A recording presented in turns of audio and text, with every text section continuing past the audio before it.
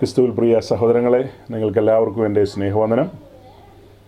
ഒരിക്കൽ കൂടെ നമുക്ക് ദൈവസന്നിധിയിൽ കടന്നു വരുവാൻ കൃപാലുവായ ദൈവം തന്ന നല്ല അവസരത്തിനായി സ്തോത്രം ചെയ്യുന്നു. ദൈവനാമം മഹത്വപ്പെടട്ടെ. സന്നിഹിതരായിരിക്കുന്ന നിങ്ങളെല്ലാം ഒരിക്കൽ കൂടെ വന്ദനം ചെയ്യുകയാണ്. കഴിഞ്ഞ ദിവസങ്ങളിൽ നാം ചിന്തിച്ചുകൊണ്ടിരുന്ന ആ കാര്യത്തിൻ്റെ തുടർച്ച തന്നെയാണ് ഇന്നും പറയേണ്ടത്. കഴിഞ്ഞ ആഴ്ച ആ ഭാഗം പറഞ്ഞ് അവസാനിപ്പിക്കണമെന്ന് ആഗ്രഹിച്ചതാണ്. എന്നാൽ ആവർത്തന പുസ്തകം 10-ാം അധ്യായത്തിൻ്റെ 17-18 വാക്യങ്ങളിലേക്ക് നമ്മുടെ ഒരു ശ്രദ്ധ പോയി.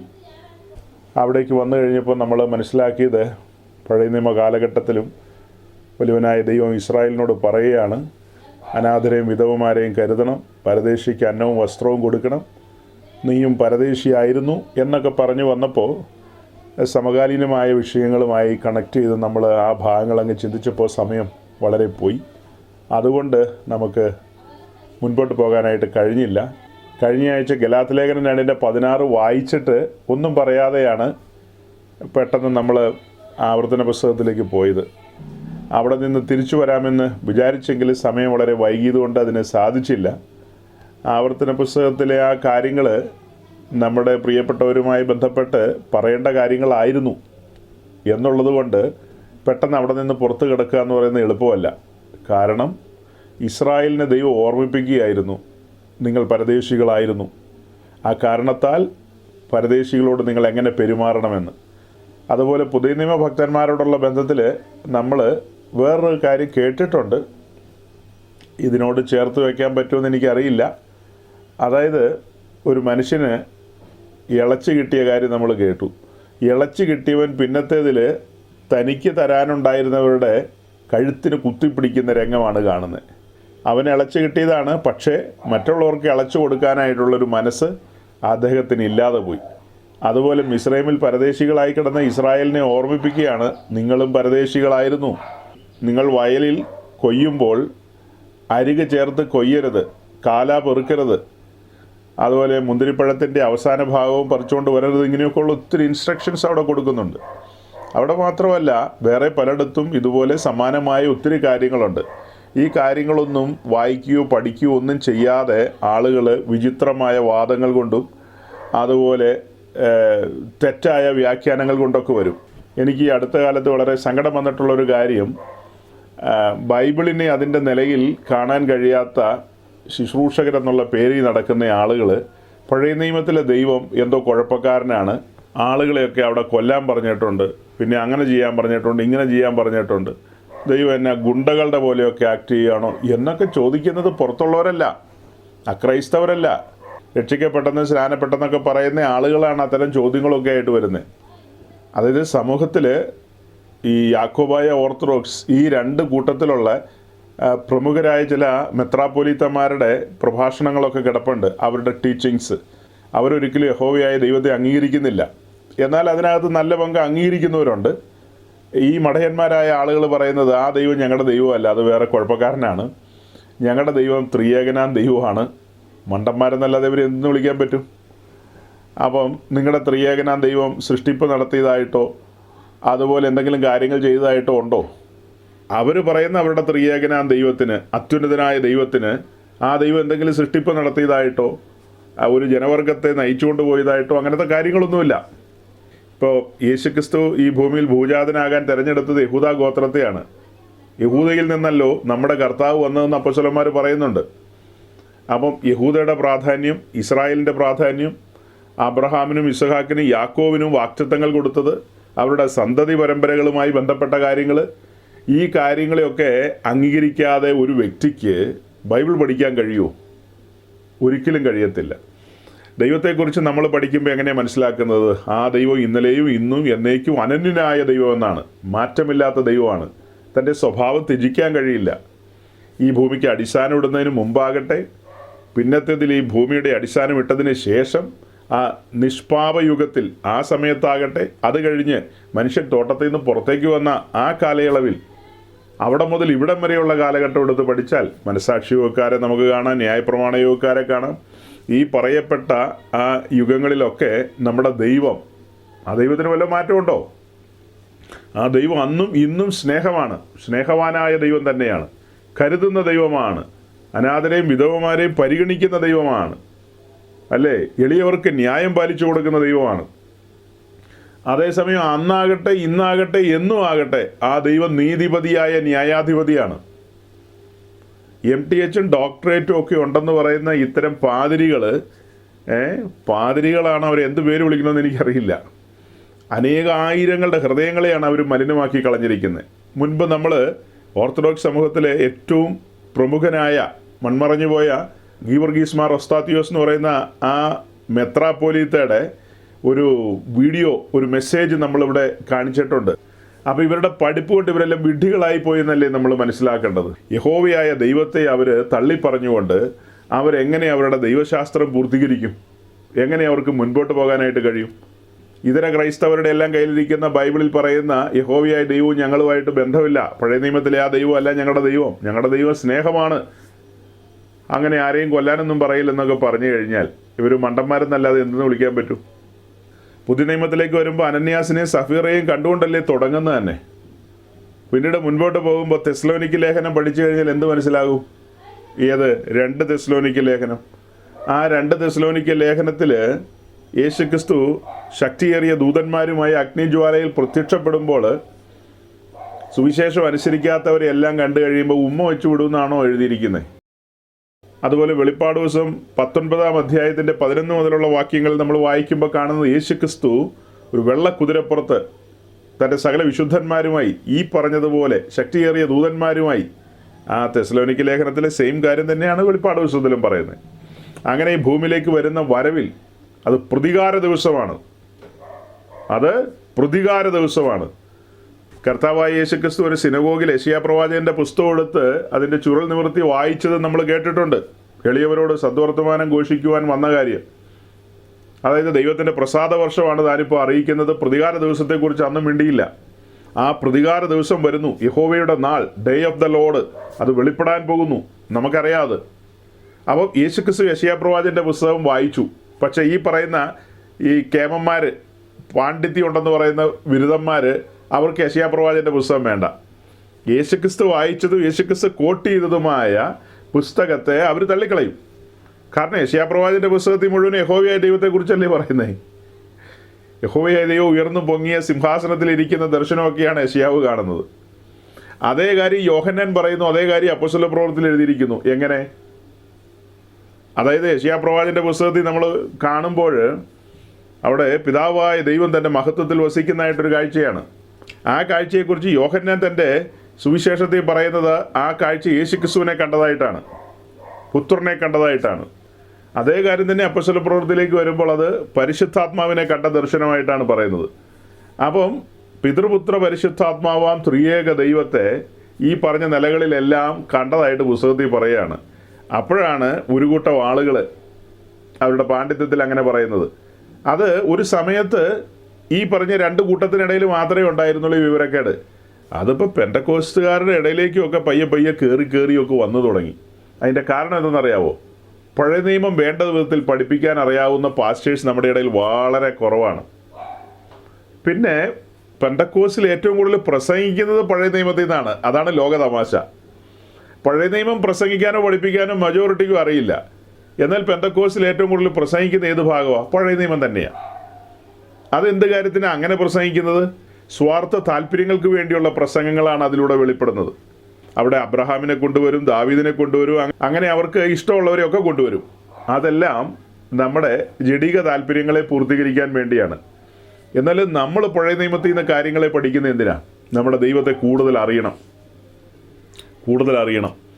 അപ്പോൾ ആ ദൈവത്തെ കൂടുതൽ വെളിപ്പെടുത്തി തന്നത് യേശുക്രിസ്തു അല്ലേ എന്ന് ചോദിച്ചാൽ യെസ്, യേശുക്രിസ്തുവിലൂടെയാണ് നമുക്ക് ആ സത്യവാനായ ദൈവത്തിൻ്റെ നേച്ചറെല്ലാം വെളിപ്പെട്ട് കിട്ടിയത്. ആ ദൈവത്തിൻ്റെ നേച്ചർ പുതിയ നിയമത്തിൽ നിന്നും പഴയ നിയമത്തിൽ നിന്നും ചേർത്ത് വെച്ച് പഠിക്കുന്നവരാണ് നമ്മൾ. ദൈവം എങ്ങനെയാണ് മനുഷ്യരോട് ഇടപെട്ടത്? എന്തിനാ ഉൽപ്പത്തി പുസ്തകം മുതൽ നമ്മൾ വായിക്കുകയും ധ്യാനിക്കുകയും ചെയ്യുന്നത്? അങ്ങനെ വായിച്ചല്ലേ നമ്മൾ വെളിപ്പാട് പുസ്തകത്തിലേക്ക് പോകുന്നത്. അതായത് ചരിത്രത്തിൽ ദൈവം മനുഷ്യരോട് ഇടപെട്ടത് എങ്ങനെയാണ് നമുക്ക് അറിയണം. മനസാക്ഷി യുഗത്തിലെ ഭക്തന്മാർ എങ്ങനെയാണ് ദൈവത്തോട് കൂടെ നടന്നത്. അതിലൊരു ഗംഭീര പഠനമാണ് ഹാനോക്ക് ദൈവത്തോട് കൂടെ നടന്നു എന്നുള്ളത്. സെയിം കാര്യം തന്നെയാണ് നോഹയുടെ കാര്യം. നോഹയും ദൈവത്തോട് കൂടെ നടന്നു. പിന്നത്തേതിൽ ആ ന്യായവിധിയിൽ നോഹയും കുടുംബവും തെറ്റിയൊഴിഞ്ഞ് നമുക്കറിയാം. അത് കഴിഞ്ഞ് ചരിത്രത്തിൽ മുൻപോട്ട് വരുമ്പോൾ ദൈവത്തോട് മറുതലിച്ച ഒരുവനെ കാണാം. അതാണ് നിമ്രോദ്. ദൈവത്തിൻ്റെ കാര്യപരിപാടിക്കെതിരെ നിന്ന ഒരുവൻ, ഗോപുരം പണിയാൻ ശ്രമിച്ചവൻ. ആ നിമ്രോദിൻ്റെ അനുയായികൾ ഇന്നും എല്ലായിടങ്ങളിലും ഉണ്ട്. ആത്മീയ ലോകത്തുമുണ്ട് നിമ്രോദിൻ്റെ അനുയായികൾ. അവരവരുടെ സാമ്രാജ്യങ്ങൾ പണിയാൻ, ദൈവത്തിൻ്റെ പദ്ധതികളെ തിരിച്ചറിയാതെ അവരവരുടെ സാമ്രാജ്യങ്ങൾ പണിയുന്ന അനേകർ ഇന്ന് ആത്മീയ ലോകത്തുണ്ട്.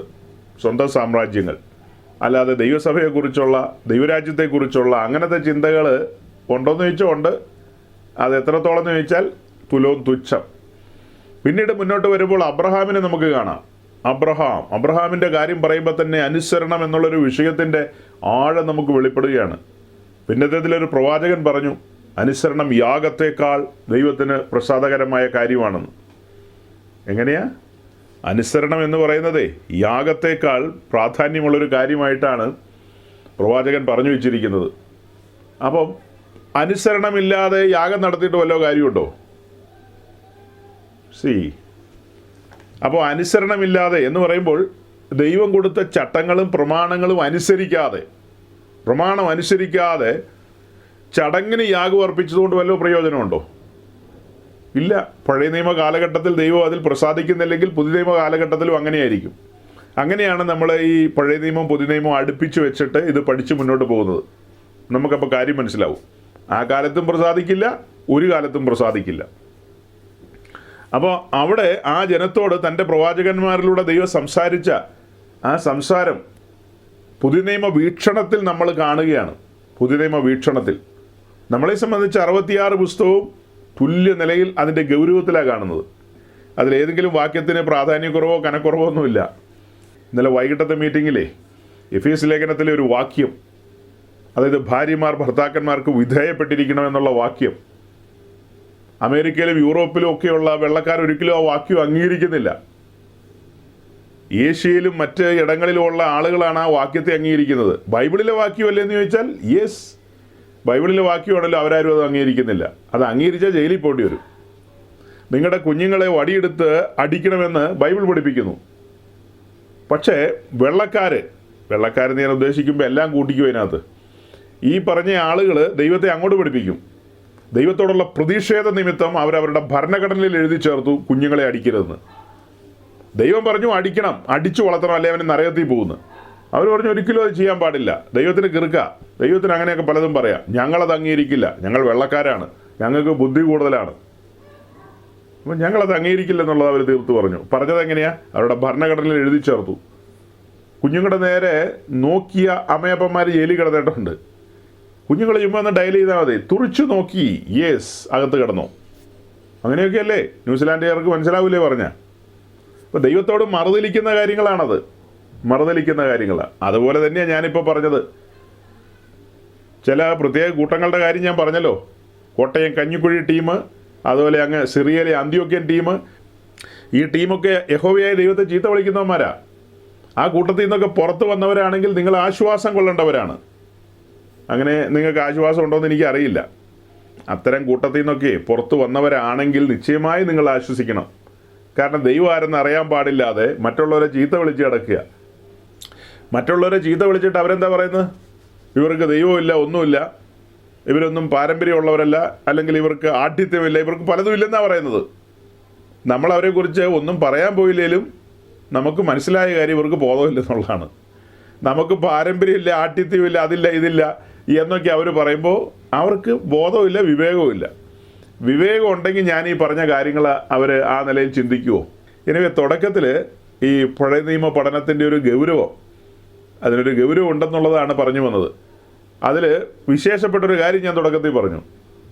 അതായത് പെന്തക്കോസ്റ്റ് സമൂഹം പഴയ നിയമത്തെ വേണ്ട ഗൗരവത്തിലെടുത്ത് അതിനെ പഠിക്കാനും പഠിപ്പിക്കാനും ശ്രമിക്കുന്നില്ലെന്ന് പറഞ്ഞു. അപ്പോൾ തന്നെ ഞാൻ പറഞ്ഞു, എന്നാൽ പെന്തക്കോസ്റ്റിലെ ബഹുഭൂരിപക്ഷം വരുന്ന ശുശ്രൂഷകരും പഴയ നിയമത്തിൽ കിടന്ന് വട്ടം കറങ്ങുക. ശരിയായ പഠനം എന്ന് പറയുന്നത് പഴയ നിയമത്തിൽ നിന്ന് ആഴങ്ങൾ കണ്ടെത്തി നമ്മൾ പുതിയ നിയമത്തിൽ എത്തിക്കുക എന്നുള്ളതാണ്. കാര്യങ്ങളെല്ലാം പുതിയ നിയമ കണ്ണുകൊണ്ടാണ് കാണേണ്ടത്. അതല്ലാതെ ഡയറക്റ്റായിട്ട് നമുക്ക് പഴയ നിയമത്തെ അപ്രോച്ച് ചെയ്യാനായിട്ട് അനുവാദമില്ല. അവിടെ ഒരു വാക്യം കണ്ടു, ഓക്കെ, തിരക്കേടില്ല, അതിൻ്റെ ആത്മീയ അർത്ഥമാണ് നമ്മൾ എടുക്കേണ്ടത്. അതല്ലാതെ ആ വാക്യങ്ങളെയൊക്കെ നമുക്ക് ബോധിച്ചതുപോലെ വ്യാഖ്യാനിക്കാനായിട്ട് അനുവാദമില്ല, തിരിച്ചറിയേണ്ടതാണ്. അപ്പോൾ സഹോദരങ്ങളെ, നമ്മളുടെ ഈ കഴിഞ്ഞ ദിവസങ്ങളിലെ ധ്യാന വിഷയം സമാഗമന കൂടാരം. സമാഗമന കൂടാരം എന്ന് പറഞ്ഞാൽ ആളുകൾക്ക് ഒട്ടും ഇഷ്ടപ്പെടാത്തൊരു കാര്യമാണ്. ഇന്നലെ വൈകുന്നേരത്തെ മെസ്സേജിനകത്ത് ഞാൻ വളരെ മനോഹരമായൊരു കാര്യം അതിനോടുള്ള ബന്ധത്തിൽ പറഞ്ഞു. അതായത് ശമരിയക്കാരി സഹോദരിയോട് നമ്മുടെ കർത്താവായ യേശുക്രിസ്തു പറഞ്ഞു, സത്യനമസ്കാരികൾ പിതാവിനെ ആരാധിക്കുന്നത് ഇങ്ങനെയാണ്, ദൈവം ആത്മാവാകുന്നു, അങ്ങനെ ആത്മാവിൽ സത്യത്തിലും ആരാധിക്കുന്ന നാഴിക വരുന്നു എന്നൊക്കെയുള്ള കാര്യം പറഞ്ഞു. എന്നാൽ കത്തുന്ന മുൾപ്പടർപ്പിൽ നിന്ന് മോശയെ വിളിച്ച ദൈവം പിന്നത്തേതിൽ ഫറവോൻ്റെ അടുക്കിലേക്ക് അയക്കുന്നുണ്ട്, എൻ്റെ ജനത്തെ വിട്ടയക്കാം. എന്തിനാ? അവർ എന്നെ ആരാധിക്കണം, മരുഭൂമിയിൽ എന്നെ ആരാധിക്കണം, വിട്ടയക്കാൻ പറയാണ്. അങ്ങനെ മോശ എന്ന് ഫറവോനോട് പറയാണ്, ജനത്തെ വിട്ടയക്കുക, ഞങ്ങൾ ഞങ്ങളുടെ ദൈവത്തെ ആരാധിക്കാനായിട്ട് പോകണം. അപ്പോൾ ഫറവോൻ പറയുന്നുണ്ട്, അതിനെന്നാ വിരോധം? ഒരു വിരോധമില്ല, ആരാധിച്ചോ. നിങ്ങൾക്ക് സഭാഗോള് പണിയണോ? ചില്ലറ ഞാൻ തന്നേക്കാം, എവിടെയാണെന്ന് വെച്ചാൽ പണതോ. റമേശേസിൽ എവിടെ വേണേലും പണതോ, സുഖ്യത്തിൽ എവിടെ വേണേലും പണതോ, ഒരു കുഴപ്പമില്ല, എവിടെ വേണേലും പണതോ, കമ്പി സിമെൻറ്റും ഞാൻ തന്നേക്കാമെന്ന് പറഞ്ഞു. പക്ഷെ പുള്ളി പറഞ്ഞു, അത് പോരാ, ഞങ്ങൾക്ക് ഞങ്ങളുടെ ദൈവത്തെ ആരാധിക്കേണ്ടത് ഏത് വിധത്തിലാണെന്ന് അറിയില്ല, എങ്ങനെ ആരാധിക്കണമെന്നൊന്നും ഞങ്ങൾക്ക് അറിയില്ല, ആകെ കിട്ടിയ കൽപ്പന എത്രയേ ഉള്ളൂ, പുറപ്പെടുക, പുറപ്പാട്, മരുഭൂമിയിലാണ് ദൈവത്തെ ആരാധിക്കേണ്ടത്. അതായത് ഇടതും വലത്തുമൊന്നും ആരുമില്ലെന്ന്, അങ്ങനെ ഒരു സാഹചര്യത്തിലേക്ക് കടന്നു വന്ന് ദൈവത്തെ അവിടെ ആരാധിക്കണം. അവിടെ വന്നപ്പോഴാണ് പറയുന്നത്, ദൈവത്തെ ആരാധിക്കാനായിട്ട് വരുമ്പോൾ ആദ്യം യാഗാർപ്പണം, ദെൻ ധൂപാർപ്പണം. യാഗത്തോടുള്ള ബന്ധത്തിൽ പറഞ്ഞു, വൈൽഡ് ആനിമൽസ് വേണ്ട, ഡൊമസ്റ്റിക് ആനിമൽസ് മതി. എന്നുവെച്ചാൽ വളർത്തു മൃഗങ്ങളെയാണ് യാഗാർപ്പണത്തിന് തിരഞ്ഞെടുത്തിരിക്കുന്നത്. അതായത് ആടിനെ, കാളയെ, പ്രാവിനെ, അങ്ങനെ വിശേഷപ്പെട്ട 3 മൃഗങ്ങളെയാണ് കാണിക്കുന്നത്. ആ 3 മൃഗങ്ങളുടെ നേച്ചറ് യേശുക്രിസ്തുവുമായി ബന്ധപ്പെടുത്തിയാണ് നമ്മൾ പഠിക്കുന്നത്. ക്രിസ്തുവിനെയാണ് നമ്മൾ ആ 3 ജീവികളിലൂടെ കണ്ടെത്താൻ ശ്രമിക്കുന്നത്. ക്രിസ്തുവിൻ്റെ ബലിമരണവുമായി തൻ്റെ ജീവിതവുമായി ഒക്കെ ബന്ധപ്പെടുത്തിയാണ് ആ കാര്യങ്ങളെ നമ്മൾ കാണുന്നത്. അതൊന്നും ഫറവോൻ്റെ അടുത്ത് നിന്നിപ്പോൾ പറഞ്ഞില്ല, അതൊക്കെ പറഞ്ഞത് മരുഭൂമി ചെന്നപ്പോഴാണ്. അവിടെ ചെന്നപ്പോൾ കാര്യങ്ങളെ പറഞ്ഞു. ഓക്കെ, മോശയെ പർവ്വതത്തിലേക്ക് വിളിച്ചു. നമ്മൾ ഈ ദിവസങ്ങൾ അതാണല്ലോ ചിന്തിച്ചുകൊണ്ടിരിക്കുന്നത്. പർവ്വതത്തിലേക്ക് കയറി ചെന്ന മോശയ്ക്ക് സ്വർഗത്തിലുള്ള സാക്ഷി കൂടാരത്തിൻ്റെ നിഴലും ദൃഷ്ടാന്തവും കൊടുത്തു. അതായത് അതിൻ്റെ ബ്ലൂ പ്രിൻ്റ് കൈ കൊടുത്തു. ഇതുപോലെ തന്നെ ഉണ്ടാക്കിക്കോളാൻ പറഞ്ഞു, ഇതുപോലെ തന്നെ നിർമ്മിച്ചോ. അത് കഴിഞ്ഞിട്ട് ആ കൂടാരത്തിലെ പൗരോഹിത്യ ശുശ്രൂഷയ്ക്ക് വേണ്ടി ഇന്നിന്ന കാര്യങ്ങൾ ചെയ്യണം, പ്രമാണം കൊടുത്തു. ജനം പാലിക്കേണ്ട കാര്യങ്ങൾ കൊടുത്തു, എല്ലാ കാര്യങ്ങളും കൊടുത്തു. അങ്ങനെ പർവ്വതത്തിൽ ചെന്നപ്പോൾ മോശയോട് പറഞ്ഞില്ല, സത്യനമസ്കാരികൾ പിതാവിനെ ആത്മാവിലും സത്യത്തിലും ആരാധിക്കണം, അങ്ങനെ ആരാധിക്കുന്ന നാഴിക വന്നിരിക്കുന്നു, ഇതാ നിങ്ങൾ ഹോരേബിൻ്റെ അടിവാരത്തെത്തിയിരിക്കുന്നു, നമുക്ക് ആരംഭിച്ചേക്കാം. അങ്ങനെ മോശയോട് പറഞ്ഞില്ലെന്നേ, അങ്ങനെ മോശയോട് പറഞ്ഞില്ല. മോശയോട് പറഞ്ഞത് ജനത്തെ വിടുവിച്ചുകൊണ്ട് വരിക, വിമോചകൻ എന്ന നിലയിൽ, അവരുടെ നായകൻ എന്ന നിലയിൽ അവരെ അവിടെ നിന്ന് പുറപ്പെടുവിച്ചുകൊണ്ട് വരിക. വരാൻ പോകുന്ന വലിയ ഒരു വിമോചനത്തിൻ്റെ സാമ്പിളാണ് ഇവിടെ നടക്കാൻ പോകുന്നത്, ഒരു ചെറിയ ഡെമോൺസ്ട്രേഷൻ. അതെന്താ? അതായത് ഇവിടെ പറയുന്ന അടിമത്തത്തിൽ കിടക്കുന്ന ഇസ്രായേൽ ജനവും അവരെ അടിമത്തത്തിലിട്ടിരിക്കുന്ന ഫറവോയും, അങ്ങനെ അനേക കഥാപാത്രങ്ങൾ നമ്മുടെ മുമ്പിൽ വരികയല്ലേ. അതൊക്കെ കാലസമ്പൂർണതയിൽ ദൈവം തൻ്റെ പുത്രനെ ഈ ഭൂമിയിലേക്ക് അയച്ച് മാനവവർഗത്തെ വിമോചിപ്പിച്ച് വിടുവിച്ച് അവരെ പാപത്തിൻ്റെ അടിമത്തത്തിൽ നിന്ന് ചങ്ങലകളെ ഭേദിച്ചുകൊണ്ട് പുറത്തേക്ക് കൊണ്ടുവരുന്ന വലിയ ഒരു കാര്യപരിപാടിയുടെ ചുരുളാണ് ഇവിടെ അഴിച്ചു തുടങ്ങുന്നത്. അതിൻ്റെ നിഴലാണിത്, അതിൻ്റെ സാമ്പിളാണ് ഇവിടെ കാണുന്നത്. അങ്ങനെ വിടുവിക്കപ്പെട്ടവർ മുൻപോട്ട് വന്ന് ഹോരേബിലെത്തി. അവിടെ വെച്ച് മോശ ദൈവത്തോട് മുഖാമുഖം സംസാരിക്കുകയാണ്. മോശയോട് ദൈവം സംസാരിക്കുകയാണ്. അന്ന് ശമരിയക്കാരിയോട് അതേ ദൈവം തന്നെയാണ് സംസാരിച്ചത്. സത്യനമസ്കാരികൾ പിതാവിനെ ഇങ്ങനെയാണ് ആരാധിക്കേണ്ടതെന്ന്. ഇവിടെ വെച്ച് മോശയോട് ആ നിലയിൽ സംസാരിച്ചില്ല. അത്യാവശ്യം കാര്യങ്ങളെല്ലാം പറഞ്ഞു കേൾപ്പിച്ചു, അത്യാവശ്യം കാര്യങ്ങളൊക്കെ. അതായത് ദൈവത്തെ ആരാധിക്കാനായിട്ട് അടുത്തു വരുമ്പോൾ ദൈവം വെച്ച ചില ചട്ടങ്ങളും നിഷ്കർഷകളുമുണ്ട്. ഒറ്റയടിക്ക് ആദാമി വർഗത്തിന് ദൈവത്തോട് അങ്ങനെ അടുക്കാൻ കഴിയില്ല. അതിന് ദൈവം ചില ഘട്ടങ്ങൾ വെച്ചിട്ടുണ്ട്, ഘട്ടം ഘട്ടമായിട്ടാണ്. മനസാക്ഷി യുഗത്തിൽ ദൈവം ഹാനോക്കിനോട്, പിന്നീട് നോഹയോട്, അത് കഴിഞ്ഞ് അബ്രഹാമിനോട്, ഇസഹാക്കിനോട്, യാക്കോബിനോട് കൂട്ടായ്മ ആചരിച്ചിട്ടുണ്ട്. ഘട്ടം ഘട്ടമായിട്ട് ചെറിയ തോതിൽ ഒരു കൂട്ടായ്മ ദൈവം അവരോട് സംസാരിച്ചിട്ടുണ്ട്. എന്നാൽ അടുത്ത സ്റ്റെപ്പ് എന്നുള്ള നിലയിൽ യാക്കോബിൻ്റെ സന്തതി പരമ്പരയോട് പറയാണ്, ഞാൻ നിങ്ങളുടെ നടുവിൽ വസിക്കാൻ ആഗ്രഹിക്കുന്നു. അങ്ങനെ നടുവിൽ വസിക്കണമെങ്കിൽ ഒരു തിരുനിവാസം, ആ ഹോളി സാങ്ച്വറി ഉണ്ടാക്കണം. തിരുനിവാസവും അതിൻ്റെ ഉപകരണങ്ങളും സ്വർഗത്തിലെ കൂടാരത്തിൻ്റെ നിഴൽ പോലെ അങ്ങനെ തന്നെ പണിയണം. അതിനുള്ള കാര്യങ്ങൾ ഏൽപ്പിച്ചു കൊടുത്തു. അപ്പോൾ അവിടെ നമ്മൾ ഈ കൂടാരത്തിലേക്ക് സൂക്ഷിച്ച് നോക്കുമ്പോൾ അതിന് 3 ഭാഗങ്ങൾ, പ്രാകാരം, വിശുദ്ധ സ്ഥലം, അതിപരിശുദ്ധ സ്ഥലം എന്ന് പറയുന്ന 3 നിലയാണ് കാണുന്നത്. അപ്പോൾ ഇസ്രായേലിലെ സാമാന്യ ജനമെല്ലാം പ്രാകാരത്തിൽ അവർക്ക് അനുവദിക്കപ്പെട്ട സ്ഥലം വരെ എത്തും. ഇപ്പോൾ ശ്രദ്ധിക്കണം. അപ്പോൾ ഇസ്രായേലിലെ സാമാന്യ ജനം അവർക്ക് അനുവദിക്കപ്പെട്ട സ്ഥലം വരെ അടുത്തു വരുന്നു. അവർക്ക് അനുവദിക്കപ്പെട്ട സ്ഥലം വരെ. അത് കഴിഞ്ഞ് പിന്നെ നമ്മൾ നോക്കി കാണുമ്പോൾ അവരുടെ പുരോഹിതന്മാർ മാത്രം യാഗപീഠത്തോട് അടുക്കുന്നു, വിശുദ്ധ സ്ഥലത്തേക്ക് വരുന്നു. അവരുടെ മഹാപുരോഹിതൻ മാത്രം അതിപരിശുദ്ധ സ്ഥലത്തേക്ക് വരുന്നു. അതിലെല്ലാം ആഴമേറിയ അർത്ഥങ്ങളാണ്. പുരോഹിതന്മാരെല്ലാം വിശുദ്ധ സ്ഥലം കൊണ്ട് അവസാനിക്കുമ്പോൾ മഹാപുരോഹിതൻ മാത്രം അതിപരിശുദ്ധ സ്ഥലത്തേക്ക് വരുന്നു. പുതിയ നിയമത്തിലേക്ക് വരുമ്പോൾ യേശുക്രിസ്തു എന്ന ശ്രേഷ്ഠ മഹാപുരോഹിതൻ, അവൻ്റെ പുത്രന്മാരായ നാം ഓരോരുത്തരും പുരോഹിതന്മാർ. നാം ഇന്ന് അവൻ്റെ പാദപീഠത്തിൽ അഥവാ വിശുദ്ധ സ്ഥലത്ത് വലുവനായ ദൈവത്തെ സേവിക്കുകയാണ്. അപ്പോൾ തന്നെ മഹാപുരോഹിതൻ അതിപരിശുദ്ധ സ്ഥലത്തേക്ക് പ്രവേശിക്കുന്ന പോലെ ക്രിസ്തു മഹത്വത്തിലേക്ക് പ്രവേശിച്ചു. എന്തെല്ലാം കാര്യങ്ങളാ നോക്കണം. അപ്പോൾ വീണുപോയ മനുഷ്യനെ ദൈവം തന്നോട് അടുപ്പിക്കുകയാണ്, നിരപ്പിക്കുകയാണ്. അതിനുവേണ്ടി ഘട്ടം ഘട്ടമായിട്ടാണ് കാര്യങ്ങളെ കൊണ്ടുവരുന്നത്, ഒറ്റയടിക്കല്ല. അന്ന് വിശുദ്ധ പ്രവാചകന്മാർ മുഖാന്തരവും പിതാക്കന്മാർ മുഖാന്തരവും ഒക്കെ അരുളി ചെയ്തിട്ട് ഒടുവിലേക്ക് വന്നപ്പോൾ പുത്രൻ മുഖാന്തരം കാര്യങ്ങളെ അതിൻ്റെ പൂർണ്ണതയിൽ പറഞ്ഞു, എല്ലാം വെളിപ്പെടുത്തി തന്നു. അപ്പം ഈ ഘട്ടം ഘട്ടമായിട്ടുള്ള ദൈവീക പദ്ധതിയുടെ കാര്യപരിപാടിയാണ് നമ്മളിപ്പോൾ തുറന്നു കാണുന്നത്. ശമരിയക്കാരോട് സംസാരിച്ചതുപോലെ മോശയോട് അങ്ങനെ സംസാരിച്ചില്ലെന്ന്. ഘട്ടം ഘട്ടമായിട്ടാണ്. ജനം പ്രാകാരത്തിൽ നിൽക്കുന്നു. അതേസമയം പുരോഹിതന്മാർ ദൈവത്തിൻ്റെ സന്നിധിയിലേക്ക് അടുത്തു വരുന്നു. അതെല്ലാം ഭാവി കാലത്തെയാണ് കാണിക്കുന്നത്. ഇസ്രായേൽ ജനം വെളിയിൽ നിൽക്കുമ്പോൾ അഹ്റോന്റെ പുത്രന്മാരായ പുരോഹിതന്മാർ വിശുദ്ധ സ്ഥലത്ത് പരിമള ധൂപം അർപ്പിക്കുകയാണ്. അത് പുതിയ നിയമത്തിലേക്ക് വരുമ്പോൾ 2 കാര്യമാണ്. ഒന്ന്, അത് ഇൻ്റർസെസറി പ്രയറിനെ കാണിക്കുന്നു. അത് തിരിച്ചറിയാത്ത കാത്തലിക്, ഓർത്തഡോക്സ്, യാക്കോബായ, പിന്നെ അതിൻ്റെ കൂട്ടത്തിലുള്ള ചെറിയ ചെറിയ കേസുകൾ, ഇവരെല്ലാം ധൂപക്കുറ്റിയും വീശി നടക്കുകയാണ്. ഇവരെല്ലാം ധൂപക്കുറ്റിയും വീശി നടക്കുകയാണ്. അവർക്കെതിരെ ഒന്നും പൊരുൾ മനസ്സിലായിട്ടില്ല. സാധുക്കൾ സഹതപിക്കുകയേ മാർഗമുള്ളൂ. അപ്പം അതായത് അതിൻ്റെ അടുത്ത കാര്യം എന്ന് പറഞ്ഞ് നമ്മൾ കാണാറുള്ളത് ആത്മാവിലുള്ള ആരാധനയാണ്. സത്യാരാധനയുമായി ബന്ധപ്പെടുത്തിയാണ് ആ കാര്യങ്ങളെ കാണാറ്. അതെന്താ പറഞ്ഞു വന്നത്? ഭാവി കാലത്തെ കാണിക്കുന്നു എന്നാ പറഞ്ഞത്.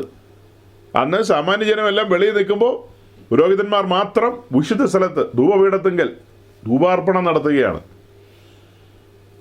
അതായത് ഈ സഭായുഗത്തോടുള്ള ബന്ധത്തിൽ മാളികമുറിക്ക് ശേഷം സകല വിശുദ്ധന്മാരും കൃപാസനത്തെങ്കിലേക്ക് അടുത്തു വന്ന് ദൈവത്തെ ആബാ പിതാവേ എന്ന് വിളിച്ചുകൊണ്ട് ആത്മാവിലും സത്യത്തിലും ആരാധിക്കുന്ന ശമരിയക്കാരിയോട് പറഞ്ഞ കാര്യത്തിൻ്റെ പൂർത്തീകരണം വെളിപ്പെടുന്ന അവിടെയാണ്. ശമരിയക്കാരിയോട് സംസാരിക്കുമ്പോൾ യെരൂശലേം ദേവാലയം ലൈവാണ്. നമ്മളീ പറയുന്ന കാര്യങ്ങൾ അവിടെ കണ്ടിന്യൂ ചെയ്തുകൊണ്ടിരിക്കുകയാണ്. അത് ന്യായപ്രമാണ കാലം തന്നെയാണ്.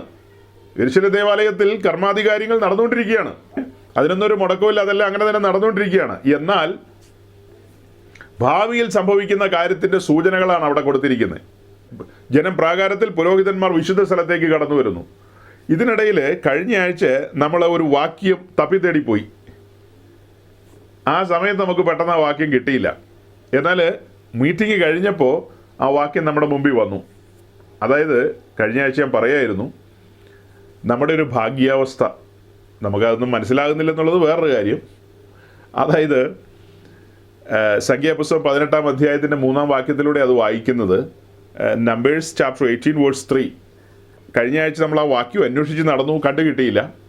അതിലൂടെ പറയാൻ ആഗ്രഹിച്ച കാര്യം ഇത്രയേ ഉള്ളൂ. അതായത് യാഗപീഠം എന്ന് പറയുന്നത് പ്രാകാരത്തിലാണ് ഇരിക്കുന്നത്. ആ യാഗപീഠം ഇരിക്കുന്ന ഇടത്തേക്ക് സാമാന്യ ജനത്തിനൊന്നും വരാൻ കഴിയില്ല. അവർക്കൊന്നും വരാൻ കഴിയില്ല. അവർക്ക് അനുവദിച്ചിരിക്കുന്ന പ്രാകാരമുണ്ട്, അവിടം വരെ വരാം. അതുപോലെ കൂടാരത്തിൻ്റെ വാതിൽക്കൽ വരെ അവർക്ക് വരാം. അവിടെ വന്നിട്ടാണല്ലോ യാഗത്തിനുള്ള മൃഗത്തെയൊക്കെ പുരോഹിതന്മാരുടെ കയ്യിലേക്ക് ഏൽപ്പിക്കുന്നത്. അതേസമയം അവർക്ക് പ്രാകാരത്തിലേക്ക് കടന്ന് യാഗപീഠത്തോട് ചേർന്ന് നിന്ന് ഒരു കാര്യം ചെയ്യാനായിട്ട് പറ്റത്തില്ല. അതിന് അനുവാദമില്ല. അപ്പം സംഖ്യാപുസ്തകം 18:3 വായിച്ചേ. അവർ നിനക്കും കൂടാരത്തിനൊക്കെയും ആവശ്യമുള്ള കാര്യം നോക്കണം.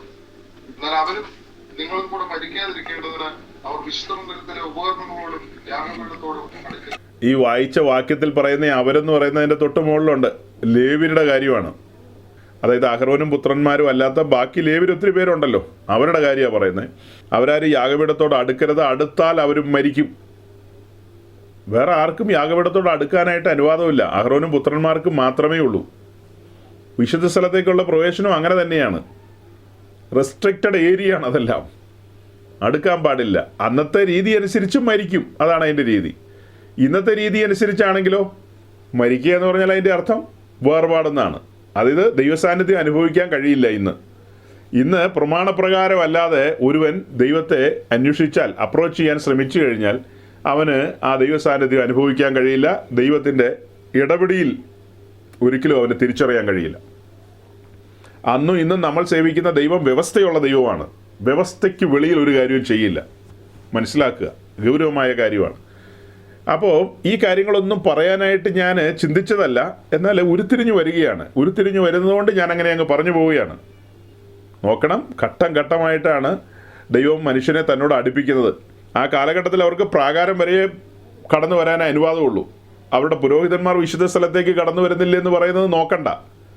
അത് ഭാവി കാലത്ത് സംഭവിക്കാൻ പോകുന്ന കാര്യത്തിൻ്റെ ഒരു നിഴലായിട്ട് പരിഗണിച്ചാൽ മതി. സാമാന്യ ജനത്തിന്, ഇസ്രായേൽ ജനത്തിന് പ്രാകാരം വരെ, അതായത് ദൈവമായിട്ടുള്ള ഗ്യാപ്പാണ് കാണിക്കുന്നത്. അതേസമയം പുതിയ നിയമത്തിലേക്ക് വരുമ്പോൾ നാം കൃപാസനത്തെങ്കിലേക്ക് അടുത്തു വരികയാണ്. ആബാ പിതാവേ എന്ന് വിളിച്ചുകൊണ്ട് ദൈവസന്നിധിയിലേക്ക് അടുത്തു വരികയാണ്. അന്ന് ദൈവം ഇസ്രായേലിൻ്റെ നടുവിൽ വസിച്ചെങ്കിൽ ഇന്ന് ആ ദൈവം നമ്മുടെ ഉള്ളിൽ വസിക്കുന്നു. വലിയ അന്തരമാണ് രണ്ടും തമ്മിൽ. അന്ന് ദൈവം ആ സമാഗമന കൂടാരത്തിൽ, പിന്നത്തേതിൽ യെരൂശലേം ദേവാലയത്തിൽ വസിച്ചെങ്കിൽ ഈ കാലഘട്ടത്തിൽ ആ ദൈവം, അതേ ദൈവം, സെയിം ഗോഡ് നമ്മുടെ ഉള്ളിൽ വസിക്കുന്നു. വേറെ ഏതെങ്കിലും സബ്സ്റ്റാൻഡേർഡ് ആയിട്ടുള്ള ദൈവമൊന്നുമല്ല, അതേ ദൈവം തന്നെ നമ്മുടെ ഉള്ളിൽ വസിക്കുന്നു. അപ്പോൾ ആ സമയത്ത്, അതായത് ഇസ്രായേലിനെ മിസ്രൈമിൽ നിന്ന് വിടുവിച്ച് മുൻപോട്ട് കൊണ്ടുവരുന്ന ആ സമയം, ഹോരേബിൻ്റെ അടിവാരത്ത് എത്തി അവർ. മോശ പർവ്വതത്തിലേക്ക് കയറി. മോശ പ്രമാണം കയ്യേറ്റു വാങ്ങി. അങ്ങനെ കയ്യേറ്റു വാങ്ങി ജനത്തിന് നടുവിലേക്ക് വന്ന് കാര്യങ്ങൾ പറഞ്ഞു. അപ്പോൾ ജനമെല്ലാം ഒരേ സ്വരത്തിൽ പറഞ്ഞു. കഴിഞ്ഞ ആഴ്ച നമ്മൾ അത് പറഞ്ഞാണ് അവസാനിപ്പിച്ചത്, അല്ലേ? കഴിഞ്ഞ ആഴ്ച നമുക്ക് ആ ഒരു ഭാഗം മാത്രമേ പറയാനായിട്ട് കഴിഞ്ഞുള്ളൂ. മുൻപോട്ട് അധികം പറയാനായിട്ട് സാധിച്ചില്ല. ഗലാത്യ ലേഖനത്തിലെ വാക്യം വായിച്ച് അവിടെ അവസാനിപ്പിച്ചു പോയി. കൂടുതലൊന്നും പറയാൻ പറ്റിയില്ല. അപ്പോൾ അവിടെ എന്താ നമ്മൾ കണ്ടത്? ഇങ്ങനെ പ്രമാണം കയ്യേറ്റു വാങ്ങി വന്ന മോശയോട് ജനം പറയാണ്, അതിലെന്നാ കുഴപ്പം? നോ പ്രോബ്ലം, നമുക്കെല്ലാം പാലിച്ചേക്കാം, ഞങ്ങളതെല്ലാം ചെയ്യും. പിന്നെ കൊള്ളാം, ഇത്ര കാര്യമായിട്ട് പർവ്വതത്തിൽ വിളിച്ചു കൊണ്ടുപോയി ഇതൊക്കെ തന്നിട്ട് ഞങ്ങളത് ഉപേക്ഷയായിട്ടൊന്നും കരുതില്ല, ഞങ്ങളത് പാലിച്ചിരിക്കും, കൃത്യമായിട്ട് പറഞ്ഞു. പക്ഷെ ചരിത്രം നമ്മുടെ മുമ്പിലുണ്ട്. ചരിത്രത്തിൽ ഒരിക്കലും അവരത് പാലിച്ചിട്ടില്ല. അതിൻ്റെ കാരണം എന്താ? കല്ലേലാണ് എഴുതി കൊടുത്തത്. പ്രമാണത്തിൻ്റെ ഗൗരവം, ദൈവം ഓരോരോ കാര്യങ്ങളെ എങ്ങനെയാണ് കാണുന്നതെന്ന് അതുവരെ മനസ്സിലായിരുന്നില്ല ആർക്കും. പക്ഷെ ഇപ്പോഴാണ് കാര്യം വെളിപ്പെട്ടത്. ന്യായപ്രമാണം എന്നൊക്കെ കേട്ടാൽ ചില പെന്തിക്കോസുകാർക്ക് ഈ വാല് പൊക്കി പോകുന്ന കാളയെ കണ്ടിട്ടില്ലേ, അതുപോലെ പ്രാന്തൊക്കെ പിടിക്കുകയാണ്. ഓ എന്നൊക്കെ പറഞ്ഞ് ഇളകും കിടന്ന്. ഞങ്ങൾ ന്യായപ്രമാണക്കാരല്ലെന്നൊക്കെ കിടന്ന് പറഞ്ഞു കളയും. നിങ്ങൾ ന്യായപ്രമാണക്കാരാന്ന് ആരെങ്കിലും പറഞ്ഞോ? നിങ്ങൾക്ക് കാര്യങ്ങൾ മനസ്സിലായിട്ടില്ലെന്നേ ഉള്ളൂ, വേറെ കുഴപ്പമൊന്നുമില്ല.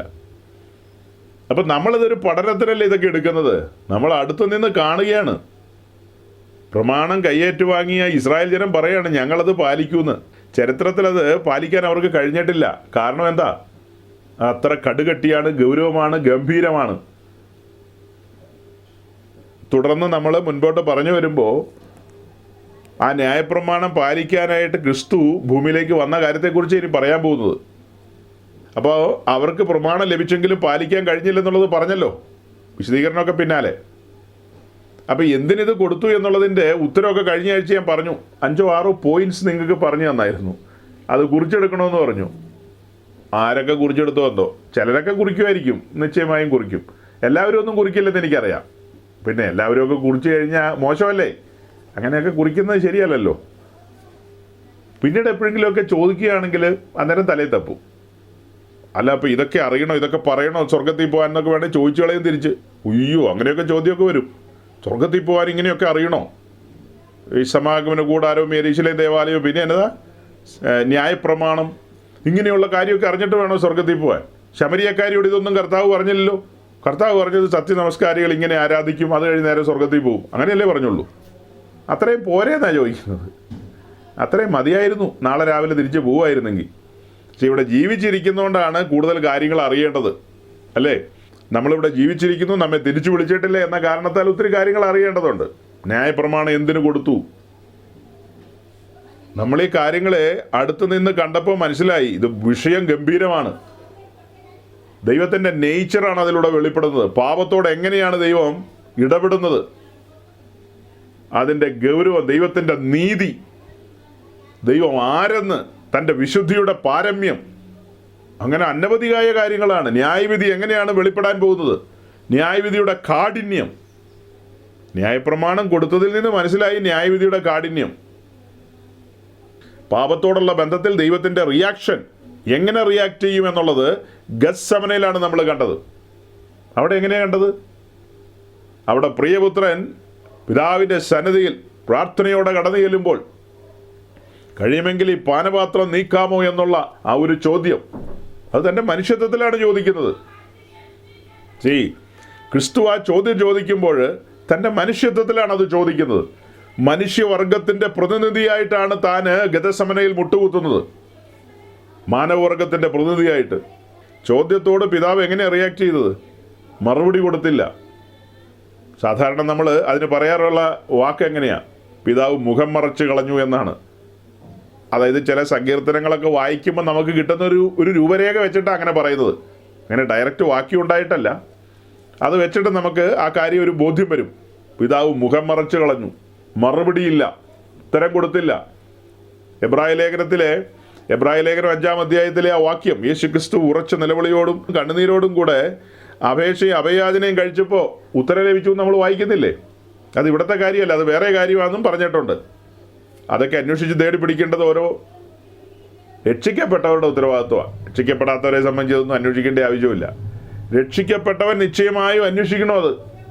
അയ്യോ, എല്ലാ പെന്തിക്കോസുകാരും അന്വേഷിക്കേണ്ട ആവശ്യമില്ല, രക്ഷിക്കപ്പെട്ടവർ മാത്രം അന്വേഷിക്കുക.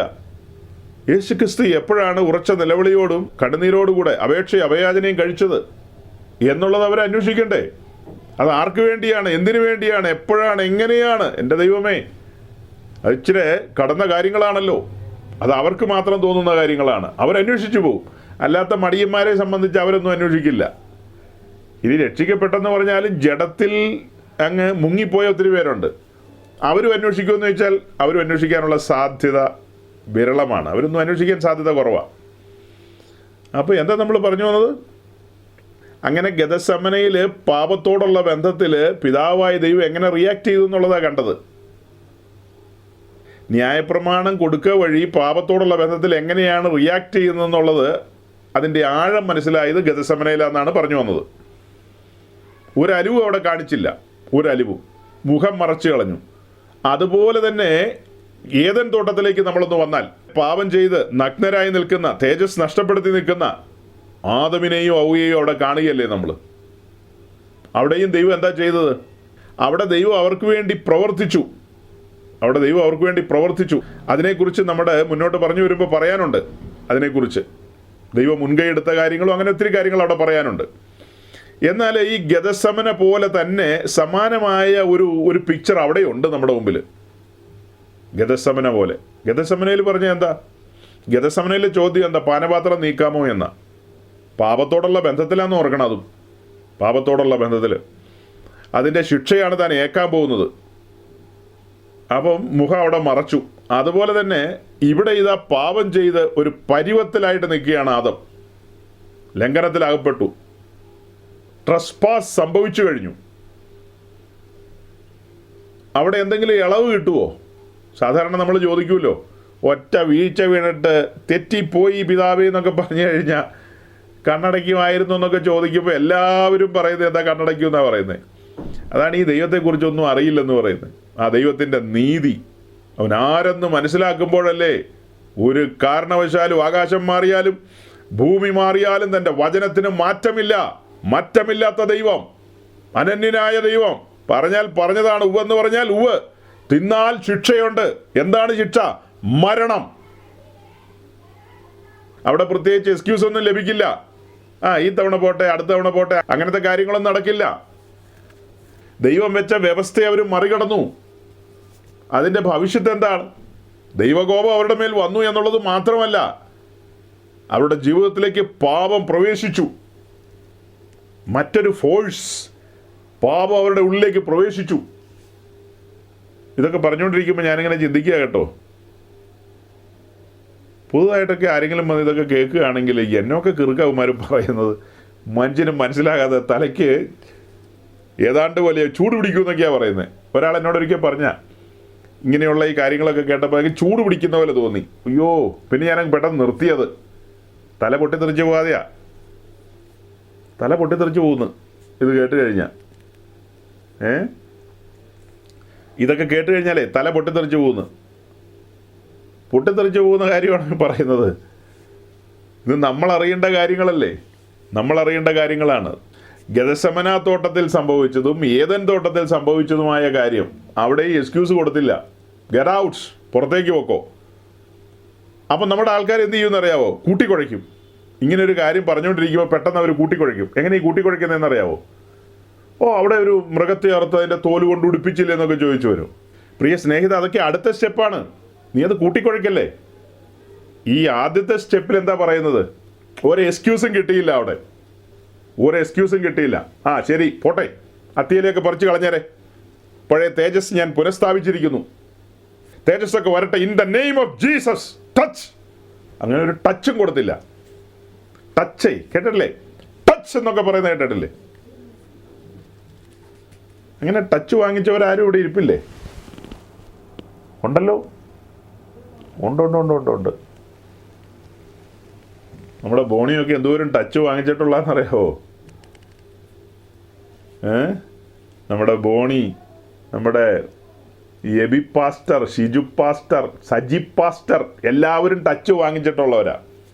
ജെയിംസ് പിന്നെ അധികം ടച്ച് വാങ്ങിയിട്ടില്ലാത്തയാളാണ്. In the name of Jesus, touch മേടിച്ചിട്ടില്ല. അങ്ങനെ ഉരുണ്ട് വരട്ടെ താഴെ പോയ കഥകളെ അതൊക്കെയാണ് പറഞ്ഞു വന്നത്. തോട്ടത്തിൽ, ഏദൻ തോട്ടത്തിൽ അങ്ങനത്തെ ടച്ചൊന്നും കിട്ടിയില്ല, എക്സ്ക്യൂസ് ഒന്നും കിട്ടിയില്ല. ദൈവത്തിൻ്റെ നീതി അവിടെ വെളിപ്പെടുകയാണ്. ഗെറ്റ് ഔട്ട്സ്, പുറത്തേക്ക് പോക്കോ. പുറത്തേക്ക് പോകുമ്പോൾ ദൈവത്തിൻ്റെ സ്നേഹവും ദൈവത്തിൻ്റെ പദ്ധതിയും ദൈവത്തിൻ്റെ കാര്യപരിപാടിയൊക്കെ വെളിപ്പെടും. അത് വേറെ കാര്യം. അവിടെ മൃഗത്തെ അറുത്ത് അതിൻ്റെ തോല് കൊണ്ട് ഉടുപ്പിക്കും എന്നുള്ളതൊക്കെ അതൊക്കെ വേറെ സബ്ജക്റ്റ്. അതൊക്കെ അടുത്ത ഭാഗത്ത് വരുന്നതാണ്. ആദ്യ സ്റ്റെപ്പ് പഠിക്കുമ്പോൾ എങ്ങനെ പഠിക്കും? അവിടെ മുഖം മറച്ചു, ഇവിടെ അതുപോലെ തന്നെയാണ്. എക്സ്ക്യൂസ് ഇല്ല. ഗെറ്റ് ഔട്ട്സ്, പുറത്തു പോക്കോ. പുറത്തു പോക്കോന്ന് അന്നേരം പറഞ്ഞില്ലേ പോലും, പിന്നീട് പുറത്ത് പോയേ തീരൂ. വേർപാട് സംഭവിക്കണം. അതാണ് പ്രമാണം. പാപത്തോടുള്ള ബന്ധത്തിൽ പാപത്തോട് കളിച്ചിട്ട് ഈ ദൈവത്തോട് കൂട്ടായ്മ ആചരിക്കാമെന്ന് നിന്നെ ആരാ പഠിപ്പിച്ചത്? അങ്ങനെ കണ്ണടയ്ക്കുന്ന ദൈവമല്ല, പാപത്തോടാണ് കളിക്കുന്നത്. എന്താ വിചാരിച്ചത്? തോന്നിവാസങ്ങളൊക്കെ കാണിച്ചിട്ട് ദൈവത്തോട് കൂട്ടായ്മ ആചരിക്കാമെന്നാണോ? അടുത്തിടയ്ക്ക് ഒരാൾ എന്നോട് പറഞ്ഞേ, അവരിങ്ങനെ ഡിവോഴ്സിന് വേണ്ടി ശ്രമിക്കുകയാണെന്ന്. ശ്രമിക്കുന്നോ? അത് കൊള്ളാം, തരക്കേടില്ല. പെന്തിക്കോസുകാരാ നീ എന്തായി പറയുന്നത്? ഡിവോഴ്സിന് വേണ്ടി ശ്രമിക്കുകയെന്നോ? ഡിവോഴ്സ് ക്യാൻസലാകാനല്ലേ ശ്രമിക്കേണ്ടത്? ഡിവോഴ്സിന് വേണ്ടിയാ ശ്രമിക്കുന്നതെന്ന്. അതെന്താ ഇന്നത്തെ കാലത്ത് ആളുകൾ അതിനുള്ള ഉത്സാഹം കാണിക്കുന്നത്? അവർക്കറിയാം ഇവിടെ ബോധമില്ലാത്ത ഉപദേശിമാർ ഇഷ്ടം പോലെ ഉണ്ടെന്ന്. പിന്നെയും കെട്ടിച്ചു കൊടുക്കാൻ നിൽക്കുകയല്ലേ. ഞങ്ങളുടെ നാട്ടിൽ എബി പോയോ?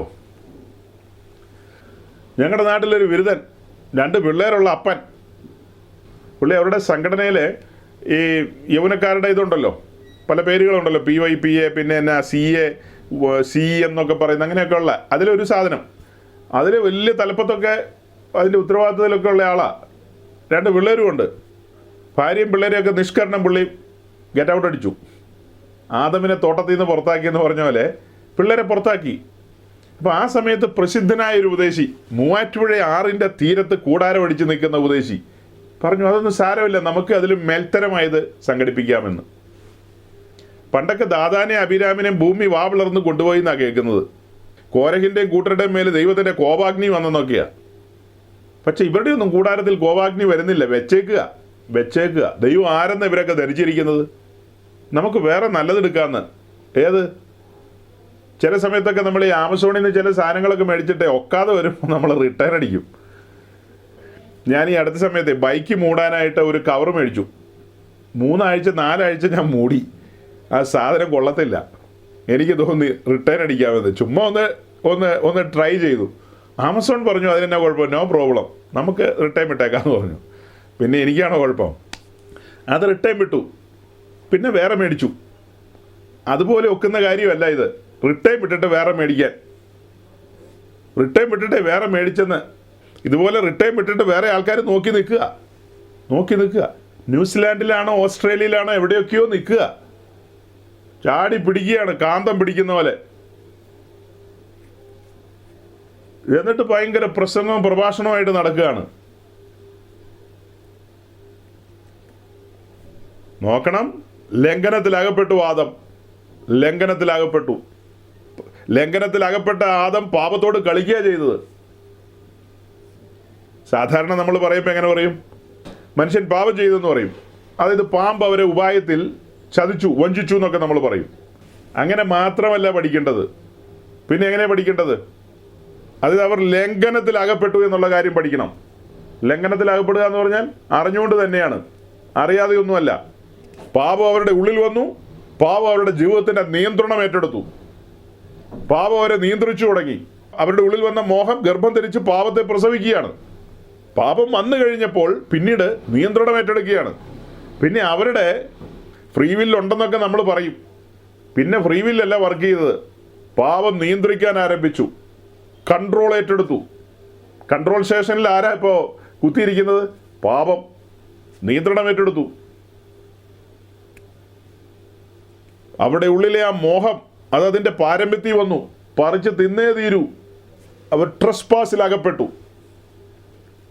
അല്ലാതെ അവരെ കെണി വെച്ച് പാമ്പ് പിടിച്ചോണ്ട് പോയതൊന്നുമല്ല. അവരോട് പറഞ്ഞ കാര്യങ്ങളെ കേട്ടപ്പോൾ അവർക്ക് ആകർഷണത്വം തോന്നി, താല്പര്യം തോന്നി. അങ്ങനെയാണ് അവർ ഒരു ചുവട് വെച്ചത്. ആ ചുവട് ദുരന്തത്തിലേക്കായിപ്പോയി. അത് തന്നെയാണ് ഇന്നും സംഭവിച്ചുകൊണ്ടിരിക്കുന്നത്. ഇന്നും ദൈവത്താൽ വേലയ്ക്ക് വിളിയില്ലാത്ത വ്യാജന്മാരും വഞ്ചകരും അരങ്ങ് തകർക്കുകയാണ്. ജനത്തിനത് മനസ്സിലാകുന്നില്ല. അവരുടെ വാഗ്ധോരണികൾ കേട്ട്, അവരുടെ വാഗ്വിലാസങ്ങളിൽ കുടുങ്ങി ആളുകൾ ഒരു ചുവട് വെക്കുകയാണ്. പാപത്തോട് കളിക്കാൻ വേണ്ടിയിട്ടാണ്. ലോകസ്നേഹം ദൈവത്തോട് ശത്രുത്വമാകുന്നു എന്ന് അടിവരയിട്ട് എഴുതി വച്ചിരിക്കുകയാണ്. പക്ഷേ രക്ഷിക്കപ്പെട്ടെന്ന് പറയുന്ന, വേർപെട്ടെന്ന് പറയുന്ന പെന്തക്കോസ്തർ അവർക്കിതൊന്നും മനസ്സിലാകുന്നില്ല. അവർ ചോദിക്കുന്ന ലോകമില്ലാതെ എങ്ങനെ ജീവിക്കാൻ പറ്റുമെന്ന് ചോദിക്കുന്നത്. പണ്ട് കാലത്തെ പോലെയല്ല ഇപ്പോൾ ആളുകൾ ചോദിക്കുന്നത്, ഡയറക്റ്റാണ് ചോദിക്കുന്നത്.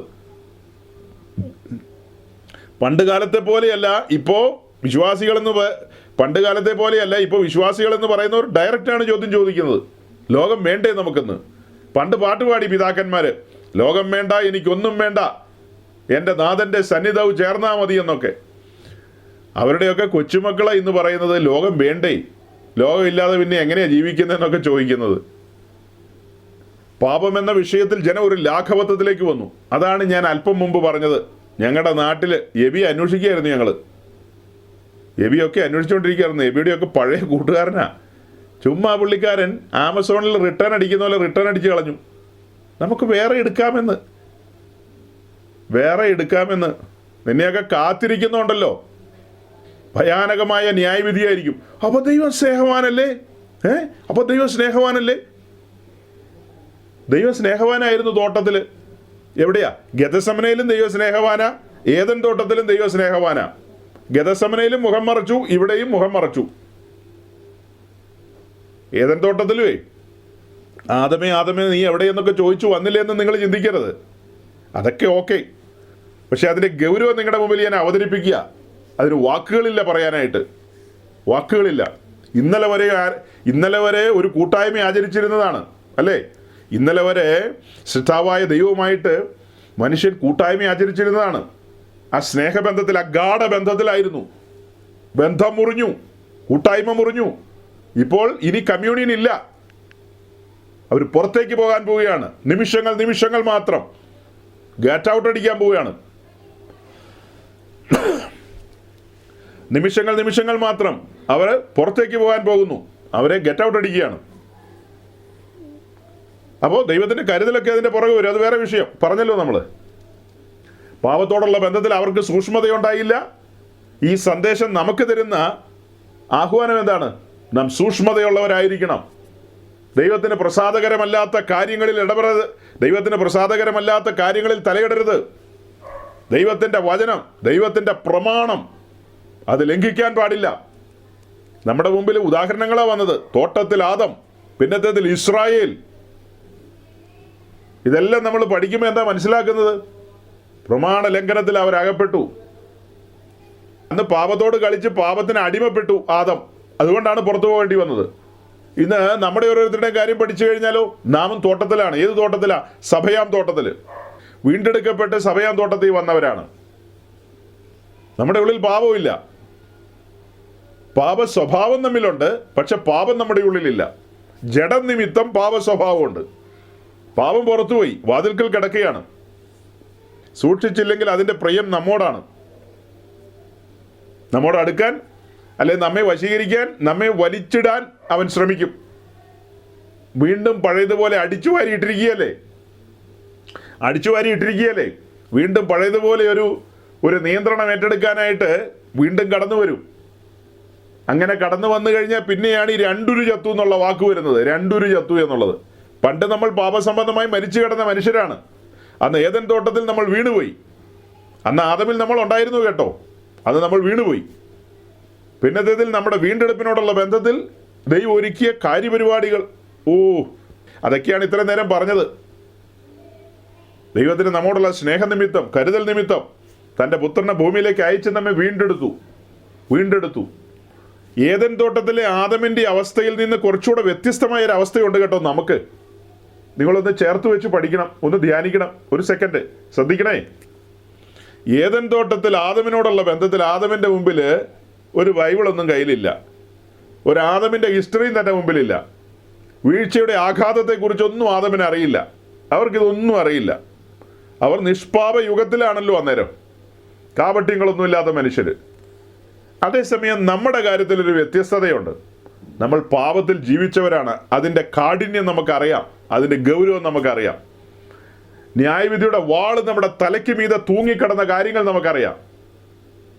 ഒരു കണ്ണിനും അലിവ് തോന്നാത്ത നിലയിൽ മുൻപോട്ട് പോയവരാണ് നമ്മൾ.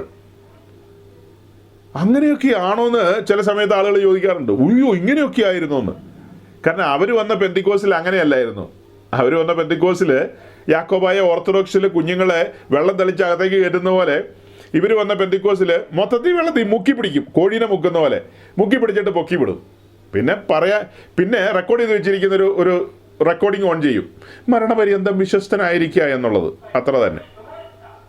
റെക്കോർഡിംഗ് എല്ലാം ഓണാണ്. അതൊക്കെ കേൾപ്പിച്ച് അങ്ങ് പറഞ്ഞു വിടും. അവരോട് പിന്നീട് നമ്മൾ ആഴത്തിലുള്ള ദൈവവചനം പറയുമ്പോൾ അവർ ചോദിക്കുന്നു, അങ്ങനെയൊക്കെ ഉണ്ടായിരുന്നോ എന്ന്.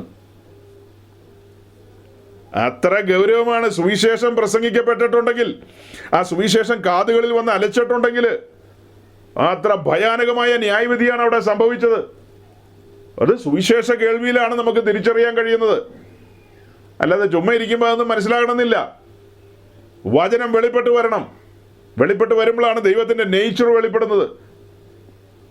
പാപത്തെക്കുറിച്ച്, നീതിയെക്കുറിച്ച്, ന്യായവിധിയെക്കുറിച്ചുള്ള ബോധം വെളിപ്പെടുകയാണ്. പാപത്തെക്കുറിച്ച്, നീതിയെക്കുറിച്ച്, ന്യായവിധിയെക്കുറിച്ചുള്ള ബോധം വരികയാണ് നമുക്ക്. ബോധം മറഞ്ഞു കിടക്കുകയല്ലായിരുന്നോ? ആ ബോധം വരികയാണ്. അവിടെയാണ് ഞാൻ ആദമിനെ കൂട്ടുപിടിച്ചത്. ആദമിന് ഈ വിഷയത്തിൻ്റെ ഗൗരവം മനസ്സിലായതിനേക്കാളും അപ്പുറമാണ് നമുക്ക് മനസ്സിലായിരിക്കുന്നത്. നമ്മളിതെല്ലാം കണ്ണാലെ കാണുകയാണ്. ആദം അന്ന് ന്യായവിധിയൊന്നും കണ്ടില്ലല്ലോ. ന്യായവിധി വരുമെന്നല്ലേ പറഞ്ഞുള്ളൂ. ആ ന്യായവിധി കാലസമ്പൂർണതയിൽ പ്രിയപുത്രൻ്റെ മേൽ അത് കടന്നു വരികയാണ്. ഗെത്സമനയിൽ നിന്ന് ഗോൽഗോഥായിലേക്ക് നടന്നുപോയൊരു നടപ്പ്, ഒടുക്കം ഗോൽഗോഥായിൽ അതിൻ്റെ ആ ചുരുളഴിക്കണം. അതായത് പ്രഭാതയാഗത്തിൻ്റെ സമയത്ത് ക്രൂശിച്ചതും പിന്നത്തേതിൽ ഓരോ മണിക്കൂർ, ഓരോ നിമിഷങ്ങളിലും എന്തെന്തെല്ലാം സംഭവിച്ചു എന്നുള്ളതൊക്കെ ചുരുളഴിഞ്ഞ് കിട്ടണം നമുക്ക്. കിട്ടുമ്പോഴാണ് അതിൻ്റെ ആഴം, അതിൻ്റെ ഗൗരവം മനസ്സിലാകുന്നത്. അതെല്ലാം മനസ്സിലാക്കിയ മനുഷ്യർ പിന്നീട് ഒരു കാരണവശാലും അതായത് ഈ കൊച്ചു കുട്ടികളുണ്ടല്ലോ, നിങ്ങൾക്കറിയാം, കൊച്ചു കുട്ടികൾ തീയോടുള്ള ബന്ധത്തിൽ അവർക്ക് അതിൻ്റെ ഗൗരവം അറിയില്ല. എപ്പോഴെങ്കിലും ഒന്ന് പൊള്ളിയത് പരമാർത്ഥമാണെങ്കിൽ പിന്നെ തീ ആ പരിസരത്തൂടെ പോയി കഴിഞ്ഞാൽ അവർ ഓടി രക്ഷപ്പെടും. തീ അവർ ഭയന്നു പോകും. തീയോട് അടുത്ത് കഴിഞ്ഞാൽ പൊള്ളുമെന്നും ആ പൊള്ളുന്നതിൻ്റെ ഗൗരവം അവർക്ക് മനസ്സിലായി. അവർക്ക് കാര്യം മനസ്സിലായി. ഇനി അതിലേക്ക് കൈ കൊണ്ടുപോയി ചെന്ന് കഴിഞ്ഞാൽ കുഴപ്പമാണെന്നറിയാം. കുഞ്ഞുങ്ങൾക്ക് പോലും ആ കാര്യങ്ങൾ അറിയാം. അതുപോലെ തന്നെയാണ് മൃഗങ്ങളെയൊക്കെ എടുത്ത് പഠിച്ചാൽ അവർക്കും ഇതുപോലെ പല കാര്യങ്ങളും മനസ്സിലാകും. പക്ഷേ പാപത്തിൽ നിന്ന് പുറത്തു വന്നവൻ ആ കാര്യത്തെക്കുറിച്ച് തിരിച്ചറിയുന്നില്ലെന്ന് പറഞ്ഞാൽ എന്തൊരു ഭയങ്കര ഭയാനകതയാണ്. ഈസി ലൈഫാണ് പലരും നയിക്കുന്നത്. ഈസി ലൈഫ് അല്ല, ഈസി ലൈഫ് അല്ലേ വേണ്ടത് പാസ്റ്റർ എന്ന് ചോദിച്ചാൽ ആ ഈസി അല്ല ഞാൻ പറഞ്ഞത്. ഞാൻ പറഞ്ഞത് ഈ വിഷയത്തിനൊന്ന്, ഈ കാര്യങ്ങൾക്കൊന്നും ഒരു ഗൗരവം കൊടുക്കുന്നില്ലെന്നേ. വാസ്തവമായി പാപത്തെക്കുറിച്ചും നീതിയെക്കുറിച്ചും ന്യായവിധിയെക്കുറിച്ചും ബോധം വന്ന് ദൈവരാജ്യ പ്രവേശനം ലഭിച്ച ഒരുവൻ്റെ മുഖത്ത് തന്നെയുണ്ട്. അവൻ്റെ ബോഡി ലാംഗ്വേജിൽ തന്നെ നമുക്കറിയാം. അവൻ്റെ ബോഡി ലാംഗ്വേജിൽ തന്നെ നമുക്കറിയാം. അവൻ്റെ സംസാരത്തിൽ അറിയാം, അവൻ്റെ ഇടപാടുകളിൽ അറിയാം. അവൻ ദൈവവചനത്തോടുള്ള അവൻ്റെ അപ്രോച്ച് നമുക്ക് തിരിച്ചറിയാം. ദൈവവചനത്തോടുള്ള അവൻ്റെ അപ്രോച്ച് കാണുമ്പോൾ നമുക്ക് മനസ്സിലാവും, യെസ്, ഇവനൊരു കുരുടനല്ലെന്ന്. കുരുടനോ?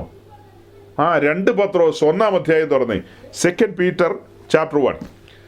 അതായത് അതിൻ്റെ 8ഉം 9ഉം വാക്യം നമുക്ക് വായിക്കണം. Verse 8 and 9. 8 വായിച്ചൊന്ന് സ്ലോ ചെയ്യ്, അത് കഴിഞ്ഞിട്ട് 9 വായിക്കാം.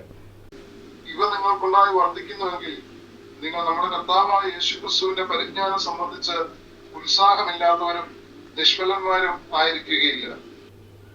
അതായത് മുകളിൽ കുറേ കാര്യങ്ങളെ പറയുകയാണ്. ആ കാര്യങ്ങളെല്ലാം പറഞ്ഞിട്ടാണ് 8-ാം വാക്യത്തിൽ പറയുന്നത്, ഇവ നിങ്ങൾക്കുണ്ടായി വർദ്ധിക്കുന്നു എങ്കിൽ. അതായത് രക്ഷാനിർണയം പ്രാപിച്ച് ക്രിസ്തുവിനോട് ചേരുവാൻ സ്നാനമേറ്റ് ആത്മസ്നാനം പ്രാപിച്ച് വിശുദ്ധ ജീവിതം നയിച്ച് മുൻപോട്ട് പോകേണ്ടവരോടാണ് പറയുന്നത്. അവരോട് പറയാണ് ഇവയൊക്കെ നിങ്ങൾക്കുണ്ടായി വർദ്ധിക്കുന്നുവെങ്കിൽ. അപ്പോൾ അവിടെ നിർബന്ധമായിട്ടും പറയാണ് ഇവയൊക്കെ ഉണ്ടായി വർദ്ധിക്കണമെന്ന്. യാതൊരു വർധനവുമില്ല ഈ കാലഘട്ടത്തിലെ വിശുദ്ധന്മാരെ നോക്കുമ്പോൾ. ഏത് കാര്യത്തിലാണ്? ഈ പറഞ്ഞ കാര്യങ്ങളൊന്നും വർദ്ധിക്കുന്നില്ലെന്നേ. ഈ പറഞ്ഞ കാര്യങ്ങളെല്ലാം വർദ്ധിക്കണം. നിർബന്ധമാണോ എന്ന് ചോദിച്ചാൽ ഇച്ചിരി നിർബന്ധം തന്നെയാ, നിർബന്ധമാണ്. എന്നിട്ട് ഇവ കാര്യങ്ങൾ നിങ്ങൾക്കുണ്ടായി വർദ്ധിക്കുന്നു എങ്കിൽ നിങ്ങൾ നമ്മുടെ കർത്താവ് യേശുക്രിസ്തുവിന്റെ പരിജ്ഞാനം സംബന്ധിച്ച് ഉത്സാഹമില്ലാത്തവരും നിഷ്ഫലരും ആയിരിക്കുകയില്ല.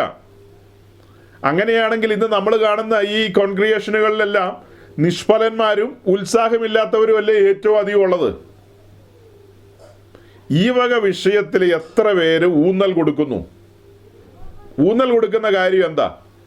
വിവാഹിതനായ ഒരുവനാണെങ്കിൽ അവന് മക്കളുണ്ടായി, മക്കൾ പഠിക്കുന്നു, മുന്നോട്ട് വരുമ്പോൾ അവർക്ക് പ്രായമായി വരുമ്പോൾ അമ്മയപ്പന്മാരുടെ ഉള്ളിലെ വ്യാധിയും ആധിയും എന്നൊക്കെ പറയുന്നത് എന്തായിരിക്കും? അവരുടെ പഠനത്തോടനുബന്ധിച്ച് അവരൊന്ന് സെറ്റിലാകാൻ വേണ്ടിയിട്ട് എന്ന് വേണ്ട അല്ലേ, അവരുടെ കരിയർ ഡെവലപ്മെൻറ്റ്സുമായി ബന്ധപ്പെട്ട കാര്യങ്ങളിലുള്ള ഉത്കണ്ഠയും അതൊന്ന് വർദ്ധിച്ചു വരുവാൻ വേണ്ടി ഏതേതെല്ലാം വിധത്തിലാണോ പിടിക്കുന്നത്. അമേരിക്കയാണ് ആഗ്രഹം, ഒത്തില്ലെങ്കിൽ ന്യൂസിലാൻഡ്, അവിടുന്ന് ഓസ്ട്രേലിയ, അവിടുന്ന് കാനഡ, എങ്ങനെയെങ്കിലും അപ്പുറത്തേക്കൊന്ന് ചാടണം. നിങ്ങളാരും ഇതൊന്നും കേട്ടിട്ട് കോപിക്കരുതല്ലോ. നിങ്ങളാരും ആ ടൈപ്പ് ചിന്താഗതിക്കാരല്ല. എനിക്ക് പ്രസംഗിക്കുമ്പോൾ പ്രസംഗിച്ചല്ലേ തീരൂ. ഇതൊരു പൊതുതത്വം പറഞ്ഞതാ. അങ്ങനെയൊക്കെ ഉണ്ടായി വർദ്ധിക്കുന്നെങ്കിൽ നാട്ടിലെ ഉദ്ദേശിമാർ എന്തു പറയും? യെസ്, ദൈവത്താൽ അനുഗ്രഹിക്കപ്പെട്ടിരിക്കുന്നു. മേൽപ്പറഞ്ഞ കാര്യം ഒന്നും വർദ്ധിക്കുന്നില്ല. പോയ മോക്ക് കൂട്ടായ്മയൊന്നുമില്ല. മോളിപ്പോൾ എവിടെ എത്തി? ന്യൂസിലാൻഡിലെത്തി, ഓസ്ട്രേലിയയിലെത്തി. കൂടുതൽ ഞാൻ പറയുന്നില്ല. കൂടുതൽ പറഞ്ഞു കഴിഞ്ഞാൽ പിന്നെ അത് നിങ്ങൾക്കും കേൾക്കുന്നവർക്കും പിന്നെ കേൾക്കുന്നവർക്കും ഒക്കെ വിഷമായി പോവും. അതുകൊണ്ട് ഞാനൊന്നും പറയുന്നില്ല. അതായത് ഇവയുണ്ടായി വർദ്ധിക്കുന്നുവെങ്കിൽ നമ്മുടെ കർത്താവായ യേശുക്രിസ്തുവിൻ്റെ ഇവ നിങ്ങൾക്കുണ്ടായി വർദ്ധിക്കുന്നുവെങ്കിൽ നിങ്ങൾ നമ്മുടെ കർത്താവായ യേശുക്രിസ്തുവിൻ്റെ പരിജ്ഞാനം എന്ന് പറയുന്നത് പലരുടെയും 7 അയൽവക്കത്ത് പോലും വന്നിട്ടില്ല. പരിജ്ഞാനം ഏതോ ഒരു രാജ്യത്തെ കാര്യം ആരോ എന്നോട് പറഞ്ഞല്ലോ. അത് ഏത് രാജ്യമാണ്? ഏതോ ഒരു രാജ്യം. അവിടെ പോയ ഒരു യൗവനക്കാരി വെള്ളത്തിലിറങ്ങി കയറിയതാ. പുള്ളിക്കാരിക്കൊരു തോന്നലെന്ന് പറഞ്ഞാൽ അവിടെയുള്ള ഒരു സഹോദരൻ, കുടുംബസ്ഥനായൊരു സഹോദരൻ, പുള്ളിയുടെ ഭാര്യ വേണ്ട വിധത്തിൽ പുള്ളിക്കാരനെ സ്നേഹിക്കുന്നില്ല, വേണ്ട വിധത്തിൽ പുള്ളിയുടെ തുണി അലക്കി കൊടുക്കുന്നില്ല, വേണ്ട വിധത്തിൽ ഈ പുള്ളിനെ കൈകാര്യം ചെയ്യുന്നില്ല എന്നൊക്കെ പുള്ളിക്കാരിക്ക് അങ്ങ് തോന്നി. ഈ യൗവനക്കാരിക്ക് തോന്നി. പുള്ളിക്കാരുടെ ഉള്ളിൽ ദൈവസ്നേഹം നിറഞ്ഞ് തുളുമ്പൂലോ. എല്ലാവരെയും സ്നേഹിക്കണമെന്നാണല്ലോ. സ്നേഹം അങ്ങ് മൂത്തിട്ട് പുള്ളിയുടെ കൂട്ടത്തിൽ പൊറുക്കാൻ ആരംഭിച്ചു. അയ്യോ, അത് കുഴപ്പമില്ലെന്ന് ചോദിച്ചാൽ കുഴപ്പം ആർക്ക് എന്നാ കുഴപ്പം? അതൊക്കെ പണ്ടായിരുന്നു. ഈ കാലത്ത് ഇപ്പോൾ അതൊന്നൊരു കുഴപ്പമല്ലാതെയായി മാറി. എന്നിട്ട് സൂര്യൻ പിറ്റേ ദിവസം കിഴക്ക് ഉദിച്ചു, അത് കഴിഞ്ഞ് അത്തമിച്ച് പോയി, പിന്നെ ഉദിച്ചു, പിന്നെയും പോയി. പിന്നെ ചജി പാസ്റ്ററെ പോലെയുള്ള ആരോണ്ടൊക്കെ എവിടെയൊക്കെ ഇരുന്ന് ഇങ്ങനെയൊക്കെ പറഞ്ഞുകൊണ്ടിരിക്കുന്നു. അത്രേ ഉള്ളൂ. അല്ലാതെ ഇതിനകത്തൊന്നും വലിയ കാമ്പും കഴപ്പൊന്നുമില്ല. അങ്ങനത്തെ ഒരു കാലം വന്നു. മേൽപ്പറഞ്ഞ കാര്യങ്ങൾ എന്ന് പറഞ്ഞത് 4-ാം വാക്യം മുതൽ താഴേക്ക് വായിക്കണം. അവിടെ പറയുന്ന കാര്യങ്ങൾ നിങ്ങൾക്കുണ്ടായി വർദ്ധിക്കുന്നുവെങ്കിൽ ക്രിസ്തുയേശു നിമിത്തമുള്ള പരിജ്ഞാനത്തിൽ നിങ്ങൾ ഓക്കെയാണ്. ഇപ്പം ഞാൻ പറഞ്ഞ കേസേ അതെന്തെങ്കിലും പരിജ്ഞാന കേസാണോ? സാധാരണ നമ്മുടെ നാട്ടിലുള്ള ആൺപിള്ളേരാകട്ടെ പെൺപിള്ളേരാകട്ടെ ഒരു പുരുഷനെയോ ഒരു സ്ത്രീയോ ഒക്കെ കണ്ടാൽ താല്പര്യം തോന്നും. അങ്ങനെയൊക്കെ നമ്മൾ കേട്ടിട്ടുണ്ട്. ഇപ്പം നമ്മൾ പറഞ്ഞ കാര്യം അങ്ങനത്തെ അല്ല. വിവാഹിതനായ ഒരുത്തിനെ കണ്ടപ്പോൾ ഒരു താല്പര്യം തോന്നി. അതുപോലെ തന്നെ ഞങ്ങളുടെ നാട്ടിലെ ഒരു ചെറുപ്പക്കാരൻ, ഞങ്ങൾക്കൊക്കെ വലിയ അടുപ്പമുള്ള ഒരു ചെറുപ്പക്കാരൻ, അവൻ്റെ ഹൃദയത്തിൽ ഇതുപോലൊരു ഭാരം കയറി. വടക്കേ ഇന്ത്യയുടെ പ്രദേശങ്ങളിൽ വേല ചെയ്യുന്ന ഒരു പെന്തക്കോസ്ത് പാസ്റ്ററുടെ ഭാര്യയ്ക്ക് വേണ്ട സ്നേഹം അദ്ദേഹം കൊടുക്കുന്നില്ലെന്ന് പുള്ളിക്ക് തോന്നി. പുള്ളിയുടെ ഹൃദയം അങ്ങ് അലിയാൻ തുടങ്ങിയിട്ട് പിന്നെ അത് അലിഞ്ഞ് മൊത്തം താഴെ പോകുമെന്ന് പേടിച്ച് പുള്ളി പെട്ടെന്ന് ചെന്ന് പുള്ളിക്കാരിയെ ഏറ്റെടുത്തു. പുള്ളിയോട് പറഞ്ഞു മാറി നിൽക്കാൻ പറഞ്ഞു. പെട്ടെന്ന് ഡിവോഴ്സ് കൊടുത്തോളാൻ പറഞ്ഞു. ഞങ്ങളുടെ നാട്ടുകാരനാ, വെള്ളത്തിലിറങ്ങി കയറി ചേർക്കനാ. അവൻ വെള്ളത്തിലിറങ്ങി കയറിയ സമയത്ത് ഞാൻ കരയ്ക്ക് നിൽപ്പുണ്ടായിരുന്നു എന്ന് എനിക്കൊരു സംശയം. നമ്മുടെ എബി ഉപദേശി കരയ്ക്ക് നിൽപ്പുണ്ടായിരുന്നു എന്നും എനിക്ക് സംശയമുണ്ട്. എന്തുവാകട്ടെ, പുള്ളിയുടെ ഹൃദയത്തിൽ ആ ദൈവസ്നേഹം കത്തി ജ്വലിച്ചിട്ട് ആ സഹോദരിക്ക് കിട്ടേണ്ട സ്നേഹം വേണ്ട വിധത്തിൽ പുള്ളിക്കാരൻ കൊടുക്കുന്നില്ല എന്ന് തോന്നിയിട്ട് പുള്ളിയെ ഗെറ്റ് ഔട്ട് അടിച്ചു. പുള്ളി ഏറ്റെടുത്തു ആ കേസ്. നിലവിലൊരു കൊച്ചും ഉണ്ടായിരുന്നു, ഇപ്പോൾ വേറൊരു കൊച്ചും കൂടിയായി. ഇതിൽ കൂടുതൽ എന്തു വേണം? ഇവ നിങ്ങൾക്കുണ്ടായി വർദ്ധിക്കുന്നുവെങ്കിൽ ഒരത്തിനൊരു വർധനവും ഇല്ല, ഒന്നുമില്ല. ഒരു കൂട്ടം ആൾക്കാർ പരിജ്ഞാനക്കേടിൽ പോകുന്നു. ഇതൊരു പരിജ്ഞാനക്കേടിൻ്റെ മേഖലകളായി പറഞ്ഞത്. വേറൊരു കൂട്ടം ആൾക്കാർ ഒരു ബോധമില്ലാതെ എന്തെങ്കിലും ഒരു സർക്കാർ ജോലി കിട്ടുമ്പോഴോ അല്ലെങ്കിൽ എന്തെങ്കിലും കുറച്ച് പൂജപ്പാടം മേടിക്കുമ്പോഴോ അല്ലെങ്കിൽ ആരെങ്കിലും വിദേശത്ത് പോകുമ്പോഴോ ഉടനെ അവർ തെറ്റിദ്ധരിക്കുകയാണ്. വർദ്ധിക്കുകയാണ്, ധാന്യവും വീഞ്ഞും വർദ്ധിക്കുകയാണ്, ഞങ്ങളുടെ ദൈവത്തിൻ്റെ കരുതൽ ഞങ്ങളോട് കൂടെയുണ്ട്, ഞങ്ങൾ അനുഗ്രഹിക്കപ്പെടുന്നു എന്ന് അവർ ചിന്തിക്കുന്നത്. ഈ പറഞ്ഞ കാര്യങ്ങൾ എന്തെങ്കിലും വർദ്ധിക്കുന്നുണ്ടോ? ഒന്നും വർദ്ധിക്കുന്നില്ലെന്നേ, ഒന്നും വർദ്ധിക്കുന്നില്ല. എന്നിട്ട് താഴെ എന്താ വായിക്കുന്നത്? 9-ാം വാക്യം, വേഴ്സ് 9. അവ ഇല്ലാത്തവനോ കുരുടനത്രേ, അവൻ ഗസ്യദൃഷ്ടിയുള്ളവനും തന്റെ മുമ്പിലത്തെ പാപങ്ങളുടെ ശുദ്ധീകരണം മറന്നവനും തന്നെ. അവയില്ലാത്തവനോ, മേൽപ്പറഞ്ഞ കാര്യങ്ങളൊന്നും വർദ്ധിക്കാത്തവൻ, കാര്യങ്ങളെ തിരിച്ചറിയാത്തവൻ, ആ പരിജ്ഞാനത്തിൽ എത്താത്തവൻ, അവനെക്കുറിച്ചാണ് പറയുന്നത്. അവൻ കുരുടനത്രയെന്ന്. അവനെക്കുറിച്ച് എന്താ പറഞ്ഞേ? അവൻ കുരുടനത്രയെന്ന്. അല്ല, കുരുടന്മാരായിരുന്നല്ലോ നമ്മൾ. തിമായിയുടെ മകനായ ബർത്തിമായിയെ നമുക്കറിയാം. പുള്ളിക്കാരൻ ജെറിക്കോയിലിരുന്ന് ഭിക്ഷ അയച്ചുകൊണ്ടിരിക്കുകയായിരുന്നു. നമ്മുടെ കർത്താവായ യേശു ക്രിസ്തു, ലോകത്തിൻ്റെ വെളിച്ചമായവൻ അടുത്തു വന്നപ്പോൾ ചോദിച്ചു, ഞാൻ എന്ത് ചെയ്യണമെന്ന്.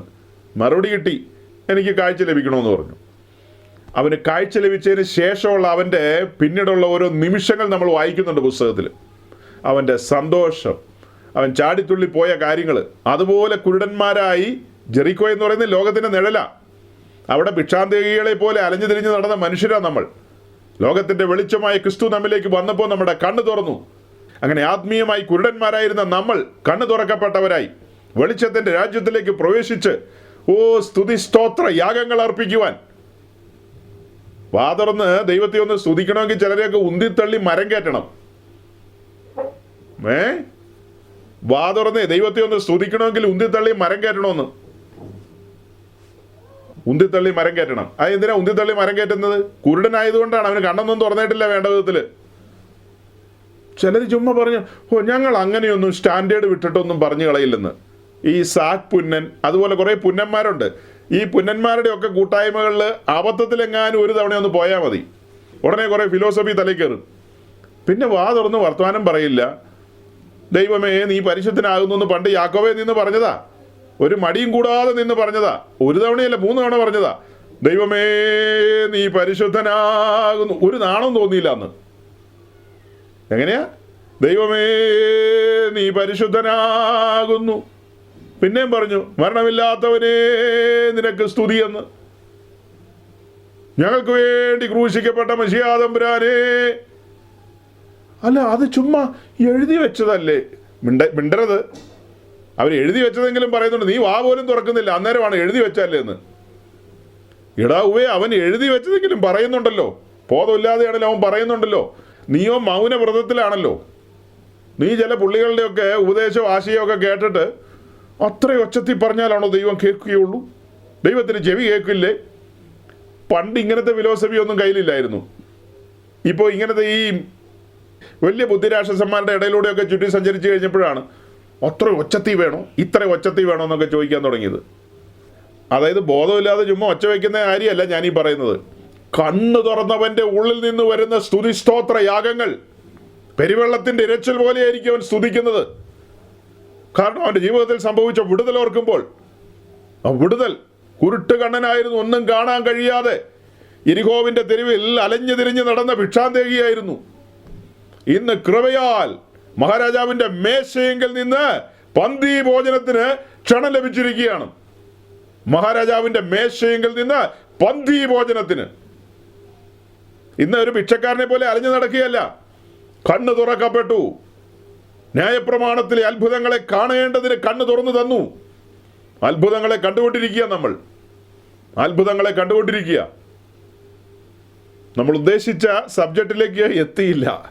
മെസ്സേജ് ഒരു ജനറൽ മെസ്സേജ് ആയിപ്പോയി. സാരമില്ല, ഗൗരവമായ കാര്യങ്ങളാണ് വരുന്നത്. കണ്ണ് തുറക്കപ്പെട്ടവൻ്റെ ഉള്ളിൽ നിന്ന് സന്തോഷ നിമിത്തം വരുന്ന ഓരോ വാക്കുകൾക്കും അത്ര തൂക്കമായിരിക്കും. അതൊക്കെ സ്വർഗത്തിൽ രേഖപ്പെടുത്തുന്നത് എങ്ങനെയായിരിക്കും എന്ന് അറിയാവോ? മനഃപൂർവ്വം ദൈവത്തെ സ്തുതിക്കണം. അവസരങ്ങൾ കിട്ടുമ്പോൾ മനഃപൂർവ്വം ദൈവത്തെ സ്തുതിക്കണം. അവസരങ്ങൾ കിട്ടുമ്പോൾ മനഃപൂർവ്വം സ്തുതിക്കണം. അവൻ പരിശുദ്ധൻ, പരിശുദ്ധൻ, പരിശുദ്ധൻ. അന്ന് സെറാഫുകൾ ആർത്തെങ്കിൽ അവർ അന്നും ഇന്നും ആർത്തുകൊണ്ടിരിക്കുക. അതിനേക്കാൾ വലിയ പദവിയിലേക്കാണ് നമ്മൾ വന്നത്. ദൂതന്മാർക്കും കൂടെ അവകാശം ലഭിക്കാത്ത ശ്രേഷ്ഠ പദവിയുടെ ഉടമകൾ. എന്റെ ജനത്തെ വിട്ടയക്കാം.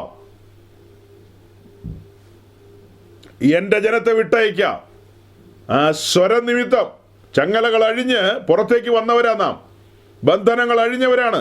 അവൻ എൻ്റെ ബന്ധനങ്ങളെ അഴിച്ചു, ഞാൻ അവന് സ്തോത്രയാഗം അർപ്പിക്കുമെന്നാ സങ്കീർത്തനക്കാരൻ പറയുന്നത്. അവൻ എൻ്റെ ബന്ധനങ്ങളെ അഴിച്ചു. ബന്ധനങ്ങൾ അഴിഞ്ഞവര്, കണ്ണ് തുറക്കപ്പെട്ടവര് ദൈവത്തെ സ്തുതിക്കും, മഹത്വപ്പെടുത്തും. വാക്യത്തിലേക്ക് വരാം. അവയില്ലാത്തവനോ കുരുടനത്രേ, അവൻ ഹ്രസ്വ ദൃഷ്ടിയുള്ളവനും തൻ്റെ മുമ്പിലത്തെ പാവങ്ങളുടെ ശുദ്ധീകരണം മറന്നവനും തന്നെ. നമ്മൾ എവിടെ പറഞ്ഞു തുടങ്ങിയെന്നല്ലോ ഓർക്കുന്നുണ്ടോ? യെസ്, നമ്മൾ എവിടെ പറഞ്ഞു തുടങ്ങിയെന്ന് ഓർക്കുന്നുണ്ടോ? ഒരു സൈഡിൽ നമ്മെ നിർത്തി, മറു സൈഡിൽ ആദമനെ നിർത്തി. ആദമനെ സംബന്ധിച്ച് ഇങ്ങനെയുള്ള കാര്യങ്ങളൊന്നും അറിയില്ല. ആകെ കേട്ട കാര്യം ഇത്രയേ ഉള്ളൂ: ഇന്ന വൃക്ഷത്തിൻ്റെ ഫലം പറിച്ചു തിന്നാൽ ശിക്ഷയുണ്ടായിരിക്കും. ശിക്ഷയ്ക്ക് എത്ര കാഠിന്യമുണ്ടെന്നൊന്നും അവർക്കന്ന് അറിയില്ല. ശിക്ഷ എന്ന് പറഞ്ഞാൽ മരണമാണ്. ആദം മരണം കണ്ടിട്ടുണ്ടോന്നാണ് എൻ്റെ ചോദ്യം. മരണം എന്ന് കേട്ടു, അത് സത്യമാണ്. മരണം കണ്ടിട്ടില്ല. ആദം ആദ്യമായി മരണം കാണാൻ പോവുക. ഇതെവിടെയോ ആരോടോ ചോദിച്ചപ്പോൾ ആരോ പറഞ്ഞു, ഹാവേല് മരിച്ചത് ആദം കണ്ടെന്ന്. ഹാവേല് മരിച്ചതാണോ കണ്ടത്? അതാണോ ആദം ആദ്യം കണ്ടത്? ആദം മരണത്തെ ആദ്യം കണ്ടത് എവിടെ വെച്ചാ? മുഖാമുഖം കണ്ടത് തോട്ടത്തിൽ വെച്ച്. ഒരു സാധു മൃഗം തനിക്ക് പകരക്കാരനായി മരണത്തിലേക്ക് നടന്നുപോയി. ആ സാധുമൃഗത്തിൻ്റെ ദീനരോദനം തൻ്റെ കാതുകളിലെത്തി. താൻ മൂലം ആ മൃഗത്തിന് മരിക്കേണ്ടി വന്നു. താൻ മൂലം, അതായത് പാപത്തോട് തോന്നിയ ഒരു താല്പര്യം നിമിത്തം പോയി പറിച്ചു തിന്നതാ. ഇപ്പം ഇതാ ഒരു മൃഗത്തിൻ്റെ പ്രാണൻ പിടയുകയാണ്. അതിൻ്റെ ആ സമയത്ത് ദീനരോധന, അതിൻ്റെ മുക്രസ്വരം, പ്രാണന് വേണ്ടി പിടയ്ക്കുന്നൊരു പിടയ്ക്കലുണ്ട്. കണ്ടിട്ടുണ്ടോ? അത് വല്ലാത്ത പിടച്ചിലാണത്. അല്പനേരത്തെ സുഖത്തിന് വേണ്ടി പോയതാണ്. പാപം വളരെ ഗൗരവമുള്ള വിഷയമാണ്. പാപത്തോട് കളിക്കരുത്. ഡിവോഴ്സ് ഒന്നും ആലോചിക്കുക പോലും വേണ്ട. വിശുദ്ധിക്കും വേർപാടിനും വേണ്ടി നിൽക്കുന്ന ദൈവജനത്തിന് നടുവിൽ ഡിവോഴ്സ് എന്നുള്ള വാക്ക് കേൾക്കാൻ പോലും പാടില്ല.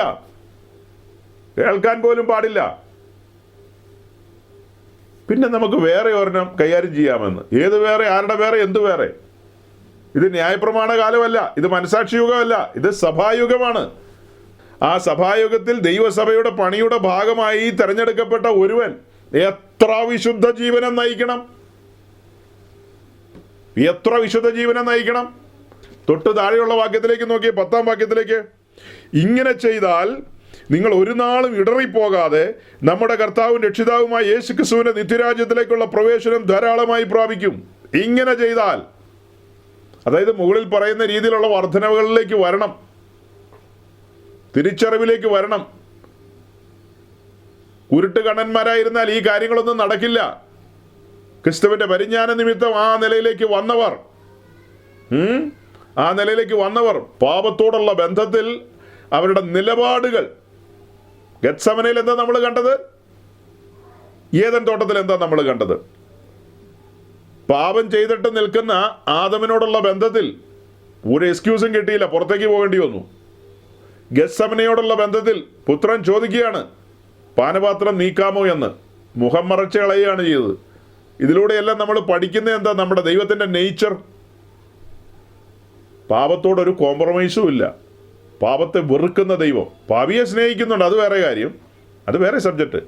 പാപത്തോടുള്ള ബന്ധത്തിലാണ് നമ്മളീ പറയുന്നത്. പാപത്തോടുള്ള വെറുപ്പ്. ദൈവം പരമപരിശുദ്ധനാണ്. ആ പരമപരിശുദ്ധനായ ദൈവത്തോടൊരു കൂട്ടായ്മ ആചരിക്കണമെങ്കിൽ, നോക്കണം, കൂട്ടായ്മ ആചരിച്ചിരുന്ന ആദം ഇനിയൊരു കൂട്ടായ്മ സാധ്യമല്ലെന്നേ. ഇനിയൊരു കൂട്ടായ്മ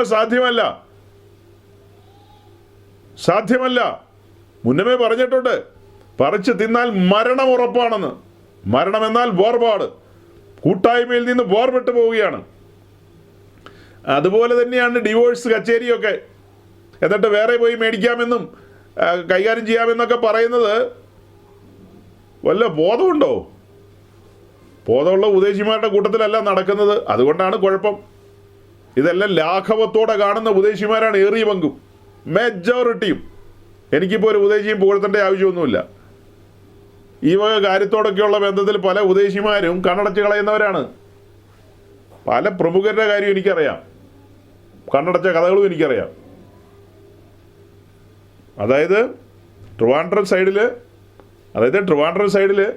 ഒരു പ്രസിദ്ധനായ, ട്രിവാൻഡ്രം സൈഡിൽ അല്ല, വേണ്ട, വിട്ടേക്കാം. ഒരു പ്രസിദ്ധൻ്റെ കാര്യമാണ് പറയാൻ വന്നത്. ഭാര്യ തിരുവനന്തപുരത്തുണ്ട്. പിന്നെ കല്യാണം കഴിച്ചിരിക്കുന്ന ഭാര്യയല്ലേന്ന് ചോദിച്ചു കഴിഞ്ഞാൽ ബൈബിൾ അങ്ങനെയല്ല വിളിക്കുന്നത്, വേറെ പേരാ വിളിക്കുന്നത്. ആ പുള്ളിക്കാരിയിൽ നല്ല സ്വഭാവങ്ങളൊക്കെ കാണുമായിരിക്കാം, പക്ഷെ പുള്ളിക്കാരിയെ ബൈബിൾ വിളിക്കുന്ന വേറെ പേരില്ല വിളിക്കുന്നത്. നമ്മുടെ മെസ്സേജ് ഒടുക്കം വന്ന് നിൽക്കുന്ന ആ നിപ്പ് കണ്ടോ? ഇതൊന്നും ഈസി അല്ല കേട്ടോ, ഇതൊന്നും ഈസി അല്ല. ഇതൊക്കെ ഗൗരവമായ കാര്യങ്ങളാണ്. ഇതെല്ലാം ഗൗരവമായ കാര്യങ്ങളാണ്. നമ്മൾ പുസ്തകം പഠിക്കുമ്പോൾ പരസംഗത്തോടുള്ള ബന്ധത്തിൽ, അതായത് വ്യഭിചാരത്തോടുള്ള ബന്ധത്തിൽ ദൈവത്തിൻ്റെ കോപം ജ്വലിക്കുന്നത് നമ്മൾ കാണുന്നുണ്ട് പലയിടത്തും. കോപം ജ്വലിക്കുന്നത് ഉഗ്രകോപമായിരിക്കും. പഴയ നിയമത്തിലും പുതിയ നിയമത്തിലും ഈ വിഷയത്തിലൊക്കെ ഊന്നി പറഞ്ഞിട്ടുള്ള അനേക കാര്യങ്ങളുണ്ട്. പഴയ നിയമത്തെക്കാൾ സീരിയസ് ആയിട്ട് പുതിയ നിയമം പഠിപ്പിക്കുന്നുണ്ട് പല കാര്യങ്ങളും.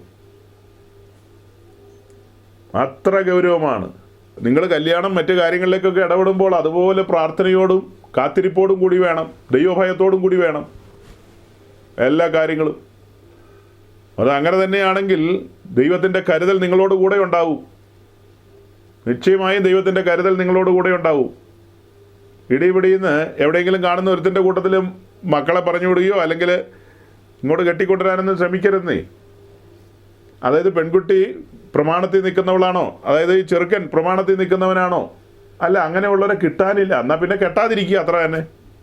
കെട്ടി നരകത്തിൽ പോകുന്നതിനേക്കാളും നല്ലത് കെട്ടാതെ സ്വർഗത്തിൽ വരികയല്ലേ. കൊള്ളാം, തരക്കേടില്ല.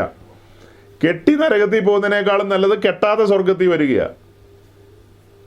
ഈ പറയുന്ന സ്ത്രീ പുരുഷന്മാരുടെ ഗണം അന്യം നിന്ന് പോയിട്ടൊന്നുമില്ല, ഭൂമിയിലുണ്ട്. ഇഷ്ടംപോലെ ആണുമുണ്ട് പെണ്ണുമുണ്ട്. അതൊക്കെ ദൈവത്തിൽ മാത്രം ആശ്രയിക്കുന്നവർക്ക് ദൈവം അനുവദിക്കും, തക്ക സമയത്ത് അനുവദിക്കും. അപ്പോൾ ചില മനുഷ്യരൊക്കെ വളരെ ഭക്തിയിൽ ജീവിക്കുന്നവരുടെ ജീവിതത്തിൽ ഇങ്ങനത്തെ ദുരന്തങ്ങൾ കണ്ടിട്ടുണ്ട് കേട്ടോ. അതിൻ്റെയൊക്കെ എല്ലാ ഉത്തരം എൻ്റെ കയ്യിലില്ല. എന്തുകൊണ്ടാണെന്നൊക്കെ ചോദിച്ചു കഴിഞ്ഞാൽ എല്ലാത്തിനും ഉത്തരം എൻ്റെ കയ്യിലില്ല. അങ്ങനെയുള്ള മനുഷ്യരെ ഉദ്ദേശിച്ചല്ല ഞാൻ ഈ കാര്യങ്ങളെ പറഞ്ഞത്. എവിടെയോ ഒരു സമയത്ത് നമ്മുടെ മെസ്സേജിൽ ഒരു ചെറിയ ടേണിങ് വന്നു. ഒത്തിരി സീരിയസ് ആയിട്ട് എനിക്ക് തോന്നി. അതുകൊണ്ടാണ് ഞാൻ അവിടെ ഒന്ന് നിന്നത്. ഇങ്ങനെയുള്ള കാര്യങ്ങളിൽ ചില ശുശ്രൂഷകർ വളരെ ലാഘവത്തോടെ അവരുടെ വിശ്വാസികളോട് ഇടപെടുന്നത് കണ്ടിട്ടാണ് അങ്ങനെ പറയേണ്ടി വന്നത്. സാരമില്ലെന്ന് നമുക്ക് വേറെ എടുക്കാമെന്ന്. അതിൽ ശ്രേഷ്ഠമായത് ദൈവം കരുതിയിട്ടുണ്ടെന്നൊക്കെ കരുതിയിട്ടുണ്ട്. നിനക്ക് കരുതിയേക്കുന്ന സ്ഥലത്തിൻ്റെ പേരാ ലേക്ക് ഓഫ് ഫയർ എന്ന്. നീ കാത്തിരുന്നോ. ഈ എഴുതപ്പെട്ട പ്രമാണത്തിനൊന്നും മാറ്റമില്ലെന്നേ. എഴുതപ്പെട്ട പ്രമാണത്തിന് എങ്ങനെയാണ് മാറ്റം വരുന്നത്? യേശു ക്രിസ്തു തിരുവായി മൊഴിഞ്ഞ കാര്യങ്ങളാണ്. തിരുവായി മൊഴിഞ്ഞ കാര്യങ്ങൾ. അങ്ങനെ ഒരു കാരണത്താൽ നിങ്ങൾ പുറത്തേക്ക് വരികയാണെങ്കിൽ യെസ്, ഓക്കെ, അങ്ങനെ തന്നെ തുടരുക. വേറെ ഒരു കാര്യത്തിൽ കൈവയ്ക്കരുത്. അങ്ങനെയല്ലേ മത്തായിയുടെ സുവിശേഷത്തിൽ നമ്മൾ വായിക്കുന്നത് 5-ാം അധ്യായത്തിൽ. വേറെ ഒരു കാര്യത്തിൽ എന്ത് ചെയ്യാൻ പാടില്ല ഇനി. അങ്ങനെയാണ്. ഒരുപക്ഷെ എൻ്റെ ഈ വാക്കുകൾ, ഒരുപക്ഷെ ഞാൻ ഈ പറഞ്ഞ ഈ വാക്കുകൾ കേൾക്കുന്ന ചില നല്ലവരായ പ്രിയപ്പെട്ടവർ അവരുടെ ജീവിതത്തിൽ ഇങ്ങനത്തെ ട്രാജഡി സംഭവിച്ചിട്ടുണ്ട്. ഭക്തിക്കൊത്ത ജീവിതം നയിച്ച മനുഷ്യർ അവരുടെ കുടുംബത്തിൽ. ഒരു ദിവസങ്ങൾ ഞാൻ ആ ഒരു വിഷയത്തെക്കുറിച്ച് സംസാരിക്കണമെന്ന് ഓർത്തിരിക്കുകയാണ്. ചതിക്കപ്പെടുന്ന കുടുംബങ്ങൾ.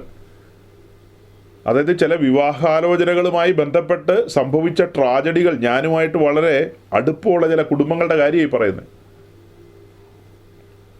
കേരളത്തിൽ തന്നെ, വടക്കൻ കേരളത്തിൽ ഒരു കുടുംബം. അതായത് ആ കുടുംബത്തിൽ ആ പ്രിയപ്പെട്ടവൻ്റെ മകള് ഇങ്ങനെ വിശ്വാസ വഴിയിലാണ്. ഭാര്യയും ബാക്കി മക്കളൊന്നും ഈ വിശ്വാസ വഴിയിലല്ല.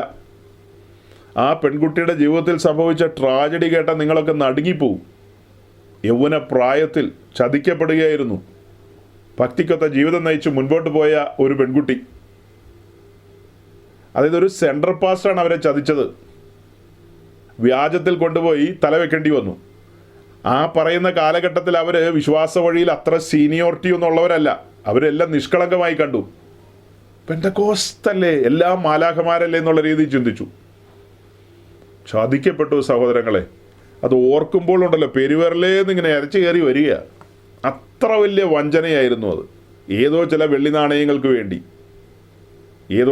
നാണയങ്ങൾക്ക് വേണ്ടി ഒരു പെൺകുട്ടിയുടെ ജീവിതം നശിപ്പിച്ചു കളഞ്ഞു. എന്തെല്ലാമൊക്കെയാണ് നമ്മുടെ ചുറ്റും നടക്കുന്നതെന്നറിയാവോ? എന്തെല്ലാമാണ് നടക്കുന്നത്? അതിൻ്റെയൊക്കെ കാരണമായി പറയുന്നത്, വേണ്ട വിധത്തിൽ ദൈവവചനം സഭകളിൽ പ്രസംഗിക്കപ്പെടുന്നില്ല. സ്വാർത്ഥ താല്പര്യങ്ങൾക്ക് വേണ്ടി ഞായറാഴ്ച ഉപദേശിമാർ ഓരോ പ്രസംഗ വിഷയമായിട്ട് വരും. ആളുകളെയെല്ലാം പോക്കറ്റിലിടാൻ പാകത്തിലുള്ള പ്രസംഗം. അങ്ങനെ അവരെ രസിപ്പിച്ച് സൂചിപ്പിച്ച് 1 മണിയാക്കി പറഞ്ഞു വിടും. കൊള്ളാം, ഇന്ന് നല്ല ദൂതായിരുന്നു, ഭയങ്കരമായിരുന്നു. പക്ഷെ പാപത്തെക്കുറിച്ചോ നീതിയെക്കുറിച്ചോ ന്യായവിധിയെക്കുറിച്ചോ ഒന്നും ബോധം വന്നവരല്ല ഇവരെ ഏറിയ പങ്കും. ഇവരുടെ ഉള്ളിൽ മുഴുവനും കാടയ്ക്ക് വേണ്ടിയുള്ള കാടയിറച്ചി, അതിനു വേണ്ടിയുള്ള ദാഹമാണ്. അപ്പോൾ അത് ഈ പുള്ളിക്കും അറിയാം. അതിനൊപ്പിച്ചാണ് ഇവർ കാര്യങ്ങളെ പറയുന്നത്. അതല്ലാതെ വചനം പഠിപ്പിക്കുന്ന ചർച്ചുകൾ വിരളമാണ്. ഓരോരോ വിഷയങ്ങളെ പഠിപ്പിച്ച് അവരെ ബോധവൽക്കരിച്ച് വചനത്തിൽ നല്ല നിപുണരാക്കി മാറ്റുന്ന അങ്ങനത്തെ ശുശ്രൂഷകരുണ്ട്, ഇല്ലെന്നല്ല. വളരെ കുറച്ച് പേരേ ഉള്ളൂ. ബാക്കിയുള്ളവരൊക്കെ എങ്ങനെയാണെന്ന് ചോദിച്ചു കഴിഞ്ഞാൽ അവർക്ക് ഓരോ ഞായറാഴ്ചയും എന്തെങ്കിലും ഓരോരോ കാര്യങ്ങളുമായിട്ട് വന്നങ്ങ് പറഞ്ഞ് അവസാനിപ്പിക്കും. ഓക്കെ, സാരമില്ല. ബാക്കി ഇട ദിവസങ്ങളിൽ ബൈബിൾ ക്ലാസ്സുകളുണ്ടോ? ഒന്നുമില്ല. പിന്നെ അടുത്ത ഞായറാഴ്ച വീണ്ടും കാണാം, ടാറ്റാ, അത്രേ ഉള്ളൂ. അപ്പോൾ അടുത്ത ഞായറാഴ്ച ഏതെങ്കിലും ഒരു ഭാഗമായിട്ട് വരും. ഓർക്കണം, ചാറ്റ് GPT, ജെമിനി, ഈ സാധനമെല്ലാം ലോക തട്ടിപ്പാണ്. അവർ പറയുന്നത് കേട്ടിട്ട് ഉപദേശിമാർ പ്രസംഗിക്കാൻ പോയാലുണ്ടല്ലോ പണി പാലും വെള്ളത്തിൽ കിട്ടും എന്നുള്ളതാണ്. എന്നോർത്ത് ചാറ്റ് GPT മോശമാണെന്നോ അതിനകത്ത് നമുക്ക് വേണ്ടുന്ന റിസോഴ്സസ് ഇല്ലെന്നോ അല്ല അർത്ഥം. വലിയ കാര്യങ്ങൾ നമുക്ക് കിട്ടും, ഉപകാരങ്ങളുണ്ട് ഒത്തിരി. പക്ഷെ ആത്മീയ കാര്യത്തിൽ സൂക്ഷിക്കണമെന്നാണ് പറഞ്ഞത്. അല്ലാത്ത പല കാര്യത്തിലും നമുക്കൊരു പിക്ചർ വേണം. അല്ലാത്ത പല കാര്യത്തിലുമേ നമുക്കിപ്പോൾ ഒരു പിക്ചർ വേണം. ഫോർ എക്സാമ്പിൾ, എനിക്ക് തന്നെ നമ്മുടെ ഒരു മെസ്സേജ് അപ്ലോഡ് ചെയ്യാൻ വേണ്ടിയിട്ട് ഒരു തംബ്നെയിലിനൊരു പിക്ചർ വേണം. ചാറ്റ് GPT പറഞ്ഞു കഴിഞ്ഞാൽ പൈസ മുടക്കൊന്നുമില്ലാതെ പുള്ളിക്കാരനൊരു പിക്ചർ നമുക്ക് ഉണ്ടാക്കി തരും. അതുപോലെയല്ല ആത്മീയ കാര്യങ്ങളും വെളിപ്പാടുകളും ഒക്കെ അവിടെ പോയി ചോദിച്ചു കഴിഞ്ഞാൽ ബോധക്കേടായിരിക്കും ചിലപ്പോൾ കിട്ടുന്നത്. അത് മറ്റൊരാളോട് പങ്കുവെച്ച് കഴിഞ്ഞാൽ അവനെയും കുഴിച്ചടിക്കും. കെയർഫുൾ ആയിരിക്കണമെന്നാണ് പറഞ്ഞത്. ഇടയ്ക്കൊന്ന് പറഞ്ഞതേ ഉള്ളൂ അത്. എനിവേ, അപ്പോൾ നമുക്കിന്ന് ഇങ്ങനെ അങ്ങ് കൺക്ലൂഡ് ചെയ്യാം. ഗഹനമായ കാര്യങ്ങളാണ് നമ്മൾ കണ്ടതും കേട്ടതും. നമുക്ക് ലഭിക്കപ്പെട്ട ഈ ഒരു ജീവിതം പാപത്തിൻ്റെ പടുകുഴിയിൽ നിന്ന് നമ്മെ ഉദ്ധരിച്ചു കൊണ്ടുവന്നതാണ്. അങ്ങനെ ദൈവരാജ്യത്തിലേക്ക് പ്രവേശിച്ച നാം വിശുദ്ധ തിരുവെഴുത്തിനെ തുറന്നു വെച്ച് ഉൽപ്പത്തി മുതൽ വെളിപ്പാട് വരെ നമ്മൾ കണ്ണോടിക്കുകയായിരുന്നു. ദൈവത്തിൻ്റെ ഇടപെടലുകൾ, ദൈവത്തിൻ്റെ കാര്യപരിപാടികൾ. അങ്ങനെ നമ്മൾ സമാഗമന കൂടാരത്തിൻ്റെ ഒരു പഠനത്തിലേക്കാണ് വന്നത്. വിശേഷത്തിൽ അതിൻ്റെ അതിപരിശുദ്ധ സ്ഥലത്തിരിക്കുന്ന പെട്ടകത്തിനകത്തിരിക്കുന്ന 3 വിശേഷപ്പെട്ട കാര്യങ്ങൾ. അതിലൊന്നാണ് നിയമത്തിൻ്റെ കൽപ്പലക. ആ കൽപ്പലയോടുള്ള ബന്ധത്തിലാണ് കുറേ ആഴ്ചകളായി നമ്മൾ സംസാരിക്കുന്നത്. അതിൻ്റെ അവസാനം ഒരു അല്പം കൂടെ പറയാനുണ്ടായിരുന്നു. ഗലാത്യ ലേഖനം 2:16 വായിച്ച് കഴിഞ്ഞ ആഴ്ച നമ്മൾ നിർത്തി. ഈ ആഴ്ച അത് വായിച്ച് മുന്നോട്ട് പോകാനായിട്ട് ഇരുന്നതാണ്. പക്ഷെ പറഞ്ഞു വന്നു കഴിഞ്ഞപ്പോൾ പൊതുവായി ഒത്തിരി കാര്യങ്ങളുടെ ഒരു ഫ്ലോ ലഭിച്ചതുകൊണ്ട് ഞാൻ ആ വഴിക്ക് പോയെന്നേ ഉള്ളൂ. വിഷയങ്ങൾ ഗൗരവമാണ്. ന്യായപ്രമാണം എന്തിനവർക്ക് കൊടുത്തു? ദൈവത്തിൻ്റെ നേച്ചർ അവിടെയാണ് വെളിപ്പെടുന്നത്. ദൈവം ആരെന്ന്, പാപത്തോടുള്ള ബന്ധത്തിൽ, ശിക്ഷാവിധിയോടുള്ള ബന്ധത്തിൽ, ആരാധനയോടുള്ള ബന്ധത്തിൽ എന്ന് വേണ്ട അങ്ങനെ ഒത്തിരി കാര്യങ്ങൾ അവിടെ പറയാനുണ്ട്. ആ കാര്യങ്ങളെല്ലാം നമ്മൾ അടുത്ത് നിന്ന് കാണുകയും പഠിക്കുകയും ചെയ്യുകയാണ്. ഇതെല്ലാം നമ്മൾ ചെയ്യുമ്പോൾ നമ്മളൊരു പുതിയ നിയമ വീക്ഷണത്തിലാണ് ചെയ്യുന്നത്. പുതിയ നിയമ വീക്ഷണത്തിൽ നമ്മൾ എവിടെ കിടന്നവരാണെന്ന് നമുക്ക് നല്ല ബോധ്യമുണ്ട്. എവിടെ കിടന്നവരാണെന്ന്. നമ്മൾ പാപനിമിത്തം അടിമത്തത്തിലായിരുന്നു, ചങ്ങലകളാൽ ബന്ധിതരായിരുന്നു. ആ ബന്ധനം അഴിച്ച് നമ്മെ പുറത്തേക്ക് കൊണ്ടുവന്നതാണ്. അങ്ങനെ പുറത്തേക്ക് വന്ന നാം എത്രയധികം ദൈവത്തിൻ്റെ സന്നദ്ധിയിൽ വിശ്വസ്തരായിരിക്കണം. എത്രയധികം ദൈവവചനത്തിൻ്റെ വ്യവസ്ഥയ്ക്കനുസരിച്ച്. ഒടുക്കം പത്രോസിൻ്റെ ലേഖനത്തിൽ നമ്മൾ കണ്ടതുപോലെ ഈ വക കാര്യങ്ങൾ നമ്മുടെ ജീവിതത്തിൽ വർദ്ധിക്കണം. മുകളിൽ പറഞ്ഞ കാര്യങ്ങൾ ഏതാണെന്ന് നോക്കിക്കോണം. ആ കാര്യങ്ങളെല്ലാം വർദ്ധിക്കണം. ക്രിസ്തുവിലുള്ള ആ പരിജ്ഞാനത്തിൽ വളരുകയും അങ്ങനെ മുൻപോട്ട് വരികയും ചെയ്താൽ നാം കർത്താവ് യേശു ക്രിസ്തുവിൻ്റെ നിത്യരാജ്യത്തിലേക്കുള്ള പ്രവേശനം ധാരാളമായി പ്രാപിക്കുമെന്നുള്ള ഒരു വാക്തത്വം തന്നെയാണ് അവിടെ കിടക്കുന്നത്. പ്രത്യാശാനിർഭരമായൊരു വാക്യമാണത്. ആ വാക്യത്തെ നിങ്ങളുടെ മുമ്പിൽ വെച്ചുകൊണ്ട് ഞാൻ വാക്കുകളെ ചുരുക്കുന്നു. ദൈവം നിങ്ങളെ അനുഗ്രഹിക്കട്ടെ. Thank you.